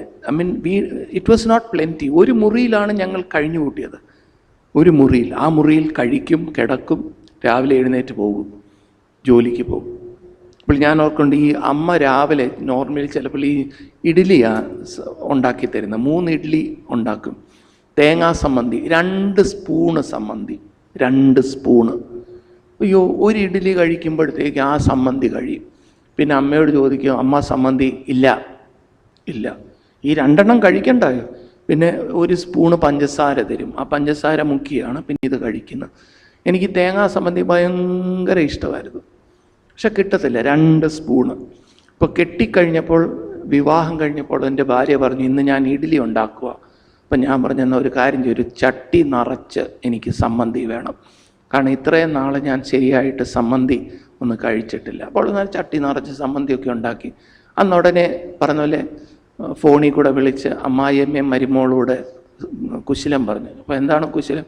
ഇന്ന് അച്ഛൻ എന്നോട് പറഞ്ഞു, ഇഡ്ഡലി ഉണ്ടാക്കിയപ്പോൾ ഒരു ചട്ടി നിറച്ച് സമ്മന്തി വേണമെന്ന്, തേങ്ങാ സമ്മന്തി. അതെന്തിനാ അമ്മ അങ്ങനെ പറഞ്ഞത്? അപ്പോൾ എന്നോട് ചോദിച്ചു. അപ്പോൾ ഞാൻ പറഞ്ഞു, പണ്ട് അമ്മ 2 സ്പൂണാണ് തരുന്നത്, അപ്പോൾ ഒന്ന് മുക്കി കുളിച്ചൊന്ന് കഴിക്കട്ടെ. അപ്പോൾ അമ്മ അത് കഴിഞ്ഞിട്ട് എന്നെ വിളിച്ചിട്ട് പറഞ്ഞു, എടാ ഇപ്പോഴും നിൻ്റെ ഇതൊന്നും മാറിയില്ലോ, നിനക്കിതൊന്നും മനസ്സിലായി? ഞാൻ ചോദിച്ചു, എന്തോ മനസ്സിലാകാൻ? എടാ അന്നത്തെ കാലത്ത് തേങ്ങ മേടിക്കാനുള്ള സാമ്പത്തികം എൻ്റെ കയ്യിൽ ഇല്ലായിരുന്നടാ. ആ ഒരു തേങ്ങ കൊണ്ട് വേണം ഞാൻ 1 മാസം അഡ്ജസ്റ്റ് ചെയ്യാൻ. ഈ സമ്മന്തിയിൽ കുളിച്ച് പറഞ്ഞാലേ മുക്കി കുളിച്ച് തിന്നാനുള്ള സാമ്പത്തികം എൻ്റെ കയ്യിൽ. ഞാൻ അപ്പോഴാണ് ഓർക്കുന്നത്, തേങ്ങാ സമ്മന്തി എന്ന് പറഞ്ഞാൽ മതി, സമ്മന്തി ഉണ്ടാക്കണമെങ്കിൽ തേങ്ങ വേണ്ടായോ? അപ്പോഴായി ചില ഐക്യു നമുക്ക് കത്തുന്നതേ, ബൾബ് കത്തുന്നതേ. ബൾബ് ചില പിള്ളേരുടെ ബൾബ് കത്തത്തില്ല, ചുമ്മാ ഇങ്ങ് കൊണ്ടുപോവാ. ബർഗറല്ലയോ, ആ ചിക്കൻ ഇങ്ങ് മേടിച്ചോണ്ട് വാ. എടാ ഈ ചിക്കൻ എന്തോ ചുമ്മാ അതിങ്ങ് വരുമോ?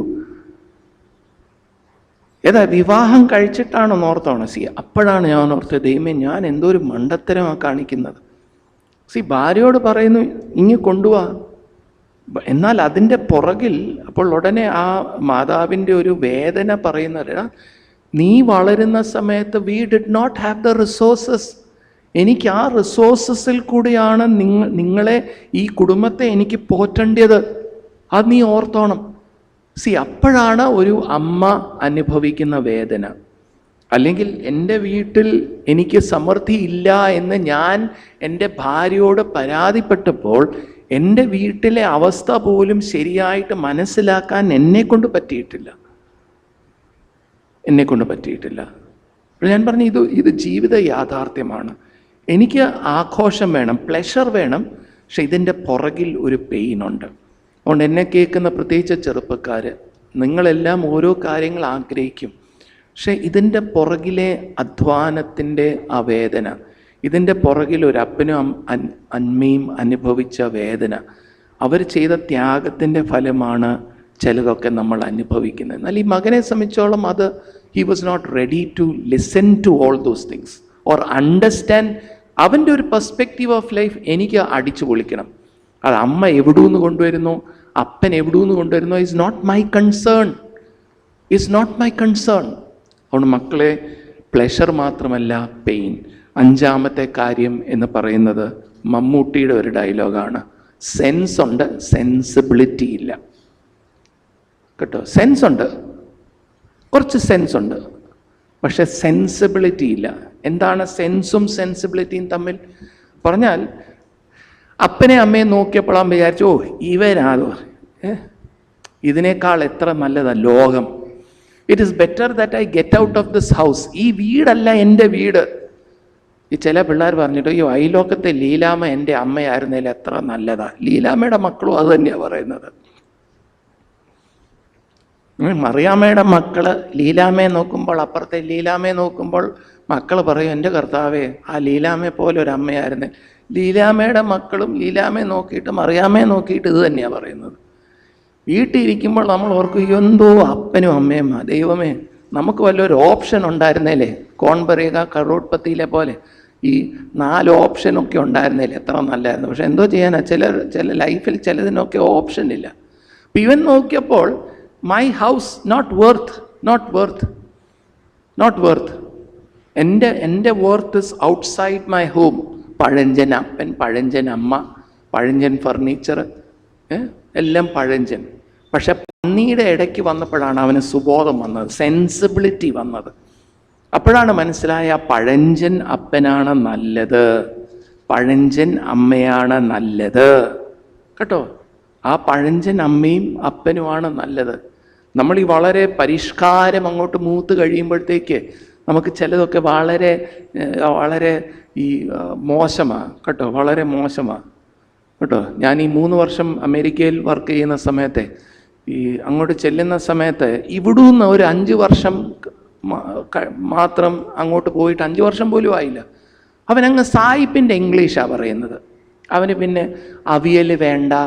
അപ്പോൾ ഞാൻ ചോദിച്ചിട്ടുണ്ട്, നീ എപ്പോഴാടാ അമേരിക്ക വന്നത്? അച്ഛൻ ഒരു 4 വർഷമായി. ഓ 4 വർഷം ആയപ്പോഴത്തേക്ക് പിന്നെ അവൻ അങ്ങനെ ബർഗറേ കഴിക്കത്തുള്ളൂ, KFCയെ കഴിക്കത്തുള്ളൂ. അപ്പം ഞാൻ ചോദിച്ചു, വീട്ടിൽ ഉച്ചയ്ക്ക് ബീൻസ് തോരനും അവിയലും സാമ്പാറും ഒക്കെ ഉണ്ട്? ഉണ്ട്, but I eat very rarely. ഇതിനൊക്കെ പിടിച്ച് ഞാൻ ഓർത്തിട്ടുണ്ട്, പിടിച്ച് ഇങ്ങനെ അങ്ങ് 2 കൊടുക്കണം. പരിഷ്കാരങ്ങളെ സെൻസ് ഭയങ്കര, നമ്മുടെ പിള്ളേർ ചിലരൊക്കെ ഭയങ്കര സെൻസാണ്. ഇവിടെ പറയുന്നല്ലേ, ചില കൂട്ടത്തിൽ ചെല്ലുമ്പോൾ അത് വലിയ രസം. ഈ പന്നിയുടെ കൂട്ടത്തിൽ ചെന്നാലേ ശരിയാകത്തുള്ളൂ. കുറേ പന്നികളുണ്ട്, അത് പന്നികളുടെ കൂട്ടത്തിൽ ചെല്ലും കേട്ടോ. അപ്പോഴാണ് അവന് ബോധം വരുന്നത്. പിന്നെ അവൻ അറിയുന്നത് ഈ കൂട്ടുകാർ പന്നികളാണ്. അറിയാം, ആദ്യം വിചാരിക്കും ഈ കൂട്ടുകാരെല്ലാം ഭയങ്കര നല്ലതാണ്, ചിലതൊക്കെ അസൽ പന്നികളാണ് കേട്ടോ. ചെളിയിലെ കൂടത്ത് അറിയാമല്ലേ പന്നിയുടെ സ്വഭാവം. ചില കൂട്ടുകാരെ കണ്ടാൽ തന്നെ അറിയാം.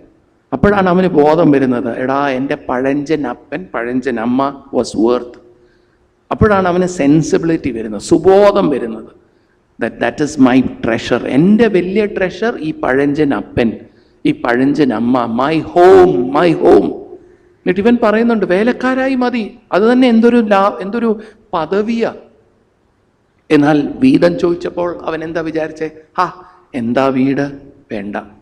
അതുകൊണ്ട് പ്രത്യേകിച്ച് കുഞ്ഞുങ്ങളെ ഞാൻ 5 കാര്യങ്ങൾ പറഞ്ഞു മകനെക്കുറിച്ച്. നിങ്ങളുടെ ജീവിതത്തിൽ അതുണ്ടാകരുത്. He wanted roles but did not play his responsibility. He had a contact with his parents but no connection with the family. He was very individualistic but not collective, never shared. 4, he wanted pleasure but did not understand the pain of his parents. 5, he had some sense but no sensibility.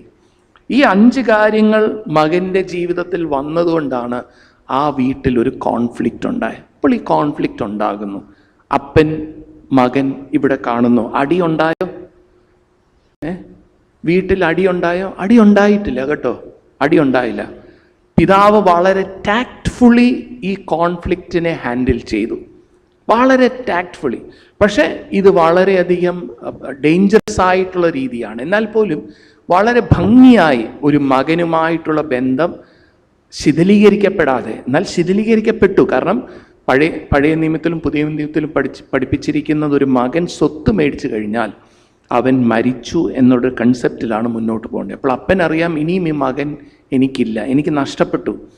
പക്ഷേ ഈ അപ്പൻ ചെയ്ത സമീപനങ്ങളാണ് ഇനിയും നിങ്ങളോട് 5 കാര്യങ്ങൾ പറയുന്നത്. 10:30 കേട്ടോ. അപ്പോൾ ഞാൻ ടൈം പാലിച്ചിട്ടുണ്ട്, 11 നിർത്തും. 5 കാര്യങ്ങൾ. What did this father do? പിതാവിൻ്റെ വീക്ഷണം. Number 1, he gave the child the freedom to explore. പിതാവ് ചെയ്ത ഏറ്റവും വലിയൊരു സംഗതിയാണ്, he gave the child the freedom to explore. തൻ്റെ ലോകത്തെ എക്സ്പ്ലോർ ചെയ്യുവാനുള്ള ഒരു സ്വാതന്ത്ര്യം പിതാവിന് കൊടുത്തു, പിതാവ് മകന് കൊടുത്തു. ഇത് ഞാൻ പറഞ്ഞ പോലെ ഡേഞ്ചറസ് ആണ്. കാരണം ഒരു മകൻ എക്സ്പ്ലോറേഷൻ ചെയ്തു കഴിഞ്ഞാൽ വളരെയധികം ബുദ്ധിമുട്ടാണ്, ഡേഞ്ചറാണ്. പക്ഷെ നമ്മൾ പലപ്പോഴും എന്താ ചെയ്യുന്നത്? എക്സ്പ്ലോറേഷനേക്കാൾ കൂടുതൽ കൺട്രോളാണ്.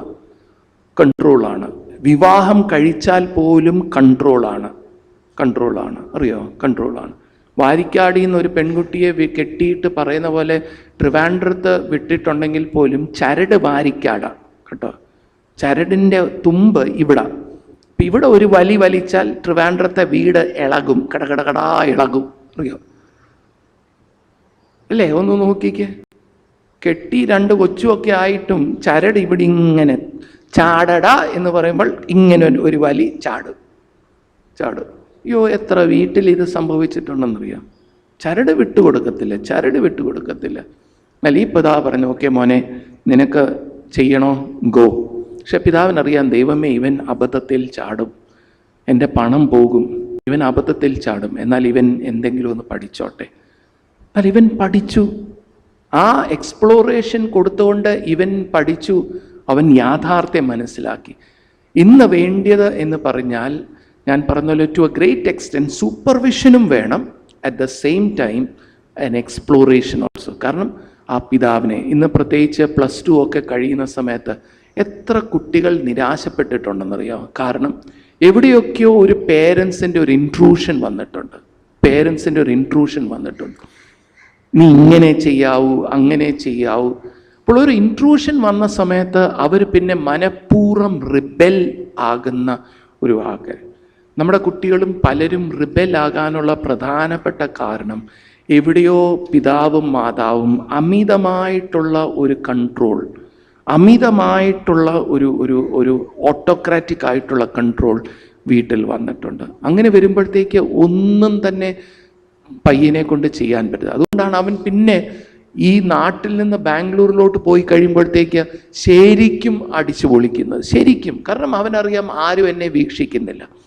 എന്നാൽ നമ്മുടെ കൂടെ ഉള്ള സമയത്ത് തന്നെ അവന് ആവശ്യമായ സ്വാതന്ത്ര്യവും അവന് പക്വമായിട്ടുള്ള തീരുമാനങ്ങൾ എടുക്കുവാൻ അവനെ ഒന്ന് സഹായിക്കാൻ സാധിച്ചാൽ തീർച്ചയായിട്ടും എൻ്റെ വിശ്വാസം അവിടെയാണ് നമുക്ക് വിജയം കരസ്ഥമാക്കാൻ പറ്റുന്നത്. So do you allow your children to explore? Do you allow children to take responsibility for their actions? അവർക്ക് ചുമതലകൾ ഏറ്റെടുക്കുവാൻ അവരെ കൊണ്ട് സാധിക്കുന്നുണ്ടോ? അതൊന്നും ചെയ്യുന്നതല്ല. അതാണ് ഒന്ന്, ഫ്രീഡം ടു എക്സ്പ്ലോർ. രണ്ട്, ഫ്രീഡം ടു ഫെയിൽ. പരാജയപ്പെടാൻ ഉള്ള ഒരു സ്വാതന്ത്ര്യം. നീ എക്സ്പ്ലോർ ചെയ്തു, അറ്റ് ദ സെയിം ടൈം നിനക്ക് പരാജയം ആകാനുള്ള ഒരു സ്വാതന്ത്ര്യം. You have the freedom to fail. നമ്മളെല്ലാം ചിന്തിക്കുന്നത് വളരെ എക്സലൻസിൽ പോകണം എന്ന ഒരു രീതിയിൽ, എക്സലൻസിൽ, ഇൻക്ലൂഡിങ് സൺഡേ സ്കൂൾ. ഞാൻ ഓർക്കുന്നുണ്ട് ഒരു പ്രാവശ്യം ഒരു ക്യാമ്പിന് ഒരു പ്രത്യേക സ്ഥലത്ത്, നമ്മുടെ ഒരു ഹോസ്പിറ്റലുള്ള ഇടത്താണ് പോകുന്നത്. ക്യാമ്പിന് പോയി അമിതമായിട്ട് എനിക്ക് മൈഗ്രെയിൻ ഉണ്ട്. ഒരു പെയിൻ കില്ലർ ഇഞ്ചെക്ഷൻ വേണമെന്ന് പറഞ്ഞിട്ട് ഞാൻ ആ ക്ലിനിക്കിൽ ഞാൻ ചെന്നു. നമ്മുടെ ഒരു ഹോസ്പിറ്റലിൽ നമ്മുടെ ഒരു ഇൻറ്റേൺഷിപ്പ് ബോണ്ട് ചെയ്യുന്ന ഒരു ഡോക്ടർ അവിടെയുണ്ട്. അപ്പോൾ ഞാൻ ആ കുട്ടിയോട് പറഞ്ഞു ഇങ്ങനെ. അപ്പോൾ തലവേദന മൂത്ത് ഇരിക്കുന്ന സമയത്ത് എൻ്റെ സൺഡേ സ്കൂളിലെ സ്റ്റാഫാണ് എന്നെ അവിടെ കൊണ്ടുപോകുന്നത്. അപ്പോൾ സൺഡേ സ്കൂളിലെ സ്റ്റാഫ് ആ ഡോക്ടറിനോട് പറഞ്ഞു, ഇത് ഞങ്ങളുടെ അച്ഛനാണ്. അപ്പോൾ ആ കേസ് ഷീറ്റിൽ പേരെഴുതാൻ തുടങ്ങിയ സമയത്ത് എൻ്റെ പേര് പറഞ്ഞു. ഉടനെ ഞാൻ കേൾക്കുന്നുണ്ട് ഈ കുട്ടി പറയുന്നു, അച്ഛാ ഒന്ന് മേളിലോട്ട് നോക്കാമോ, എനിക്ക് അച്ഛനെ അറിയാം. അപ്പോൾ എനിക്ക് തലവേദന കൊണ്ട് നിർവാഹമില്ലാതെ ഞാൻ അവിടെ നിൽക്കുകയാണ്. എഴുന്നേറ്റു, ഞാൻ നോക്കി, ഈ കുട്ടിയെ എനിക്ക് മനസ്സിലാകുന്നു. ഞാൻ പറഞ്ഞു, ഒന്ന് ഇഞ്ചെക്ഷൻ തന്നിട്ട് ഞാൻ സംസാരിക്കാം. ഇഞ്ചെക്ഷൻ തന്നു, അവിടെ തന്നെ ക്ലിനിക്കിൽ കിടത്തി. ഒരു 10-15 മിനിറ്റ് ആയപ്പോൾ ഞാൻ ഒന്ന് നോർമലായപ്പോൾ ഈ കുട്ടി എന്നോട് പറഞ്ഞു, അച്ഛാ ഞാൻ ഇന്ന ഇടവകയിലെയാണ്, ഞാനിപ്പോൾ ബോണ്ട് ചെയ്യുകയാണ്. അച്ഛനെ കറക്റ്റ്, അപ്പോൾ എന്തൊക്കെയോ പറഞ്ഞിങ്ങനെ പറഞ്ഞു, അച്ഛനിൽ നിന്ന് എനിക്ക് സമ്മാനം കിട്ടിയിട്ടുണ്ട്, പണ്ട് സൺഡേ സ്കൂളിലെ കാര്യങ്ങളെല്ലാം പറഞ്ഞു. കുറേ കഴിഞ്ഞപ്പോൾ അവളുടെ മുഖം കണ്ടപ്പോൾ എനിക്ക് മനസ്സിലായത് സംതിങ് റോങ്. ഞാൻ ചോദിച്ചു, നിനക്കെന്തോ? അപ്പോൾ ഉടനെ അവളുടെ ഡ്രോയർ തുറന്നിട്ട് എൻ്റെ ഇത് കാണിച്ചിരിക്കുവാണ്. ഡോക്ടറാണ്, സ്ലീപ്പിംഗ് പിൽസ് എടുത്ത് അവൾ വെച്ചിട്ടുണ്ട്. അവൾ എന്നോട് പറഞ്ഞു, അച്ഛാ ഞാനിപ്പോൾ എൻ്റെ ഒരു ഓവർഡോസ് എടുത്ത് ഇന്ന് കഴിക്കാനിരിക്കുകയാണ്. ഓവർഡോസ് എടുത്ത് കഴിക്കാൻ. എന്താണ്? MBBS കഴിഞ്ഞു, PGക്കുള്ള അഡ്മിഷൻ കിട്ടുന്നില്ല. PGക്ക് അഡ്മിഷൻ കിട്ടുന്നില്ല. ഭയങ്കരമായിട്ട് വീട്ടിൽ നിന്ന് എന്നെ പീഡിപ്പിക്കുകയാണ്, ഭയങ്കരമായിട്ട്.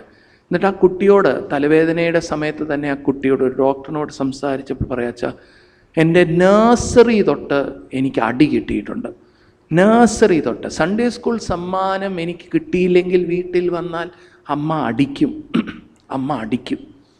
ഞാൻ അതുകൊണ്ട് സൺഡേ സ്കൂൾ കോമ്പറ്റീഷന് പോകുമ്പോൾ അറിയാതെ ഞാൻ പ്രാർത്ഥിക്കും, ദൈവമേ എന്തെങ്കിലും ഒരു സമ്മാനം എനിക്ക് കിട്ടിയില്ലെങ്കിൽ എനിക്ക് പോകണം. എന്നിട്ട് ആ കുട്ടി പറഞ്ഞു, അച്ഛാ ഞാൻ ആ പേടി കൊണ്ട് എനിക്ക് സമ്മാനം കിട്ടും, ഞാനങ്ങ് ചെയ്യും. കാരണം വീട്ടിൽ വന്ന ആ ടെറർ കാണണ്ട.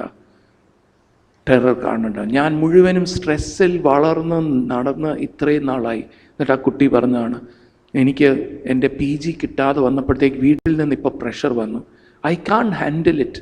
എനിക്ക് കുറച്ച് നേരത്തേക്ക്, ആ കുട്ടി പറഞ്ഞു, ഞാൻ മരിക്കാനല്ല, എനിക്ക് കുറച്ച് നേരത്തേക്ക് ഒന്ന് കിടന്നൊന്ന് ഉറങ്ങണം, വേറെ ഒരു ചിന്തയും ഇല്ലാതെ എനിക്ക് കിടന്നുറങ്ങണം.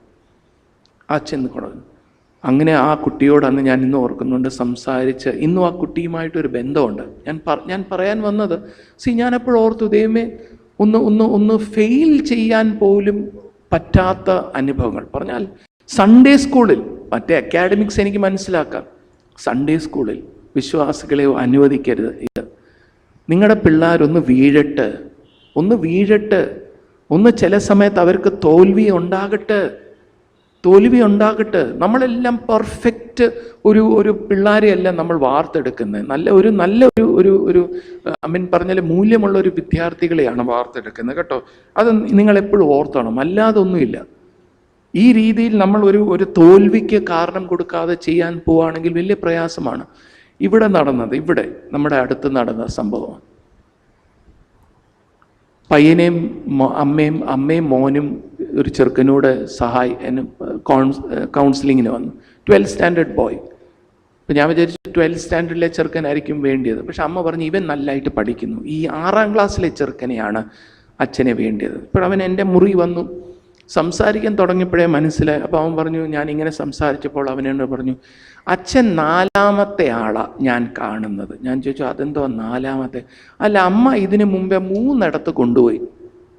ഞാൻ ചോദിച്ചു 3 കൊണ്ടുപോയിട്ട് വലിയ ഗുണമൊന്നും ഉണ്ടായില്ല, എന്നാൽ അച്ഛനോട് ഒരു കൈ നോക്കാൻ. അപ്പോൾ എനിക്ക് മനസ്സിലായി ഭയങ്കര വേന്ദ്രന്. എന്നിട്ട് അവസാനം പറഞ്ഞു ഫീസൊക്കെ അമ്മ തരും കേട്ടോ, അച്ഛൻ പേടിക്കണ്ട പറഞ്ഞു. അതും അവനറിയാം ഈ കൗൺസിലിംഗ് ചെയ്യണമെങ്കിൽ ഫീസൊക്കെ. അപ്പോൾ കുറച്ച് കഴിഞ്ഞപ്പോൾ എനിക്ക് മനസ്സിലായി എന്നെ കൊണ്ട് അവനെ പറ്റത്തില്ല. 6ാം ക്ലാസ് ആയതേ ഉള്ളൂ, പറ്റത്തില്ല. കാരണം അറ്റൻഷൻ ഡെഫിസിറ്റ് ഉണ്ട്. എൻ്റെ മേശയിലെ എല്ലാ സാധനങ്ങളും എടുത്തൊക്കെ അങ്ങ് അവൻ കളിക്കുന്നു. ഈ അമ്മയെ വിളിച്ചിട്ട് പറഞ്ഞു എനിക്ക് ഇവനെ കുറച്ച് ടെസ്റ്റ് ചെയ്യിപ്പിക്കണം, എന്നിട്ട് ഞാൻ ഇവനെ കാണാം. അപ്പം അമ്മ നിരാശയോട് അങ്ങ് ഈ കുട്ടിയും കൊണ്ട് പോയി. അപ്പം ഞാൻ ചോദിച്ചു 3-4 കൊണ്ട് പോയി അച്ഛാ, പിന്നെ ആരോ പറഞ്ഞ് അച്ഛൻ്റെ അടുത്തോട്ട്. നിരാശയായിട്ട് പോയി. ഇങ്ങനെ യാത്ര ചെയ്ത് വാരിക്കാട് വന്ന പോലെ ഒരു ദിവസം ഒരു പള്ളിയിൽ ചെന്നു. പള്ളി ആരാധന കഴിഞ്ഞപ്പോൾ ഒരു അമ്മയും മോനും എന്നെ കാണാൻ നിൽക്കുന്നു. അപ്പം എന്നെ നോക്കിയിട്ട് പറഞ്ഞു അച്ഛാ എന്നെ ഓർമ്മയുണ്ടോ? ഈ ചെറുക്കനെ കണ്ടപ്പോൾ എനിക്ക് തന്നെ എൻ്റെ ബൾബ് കത്തി.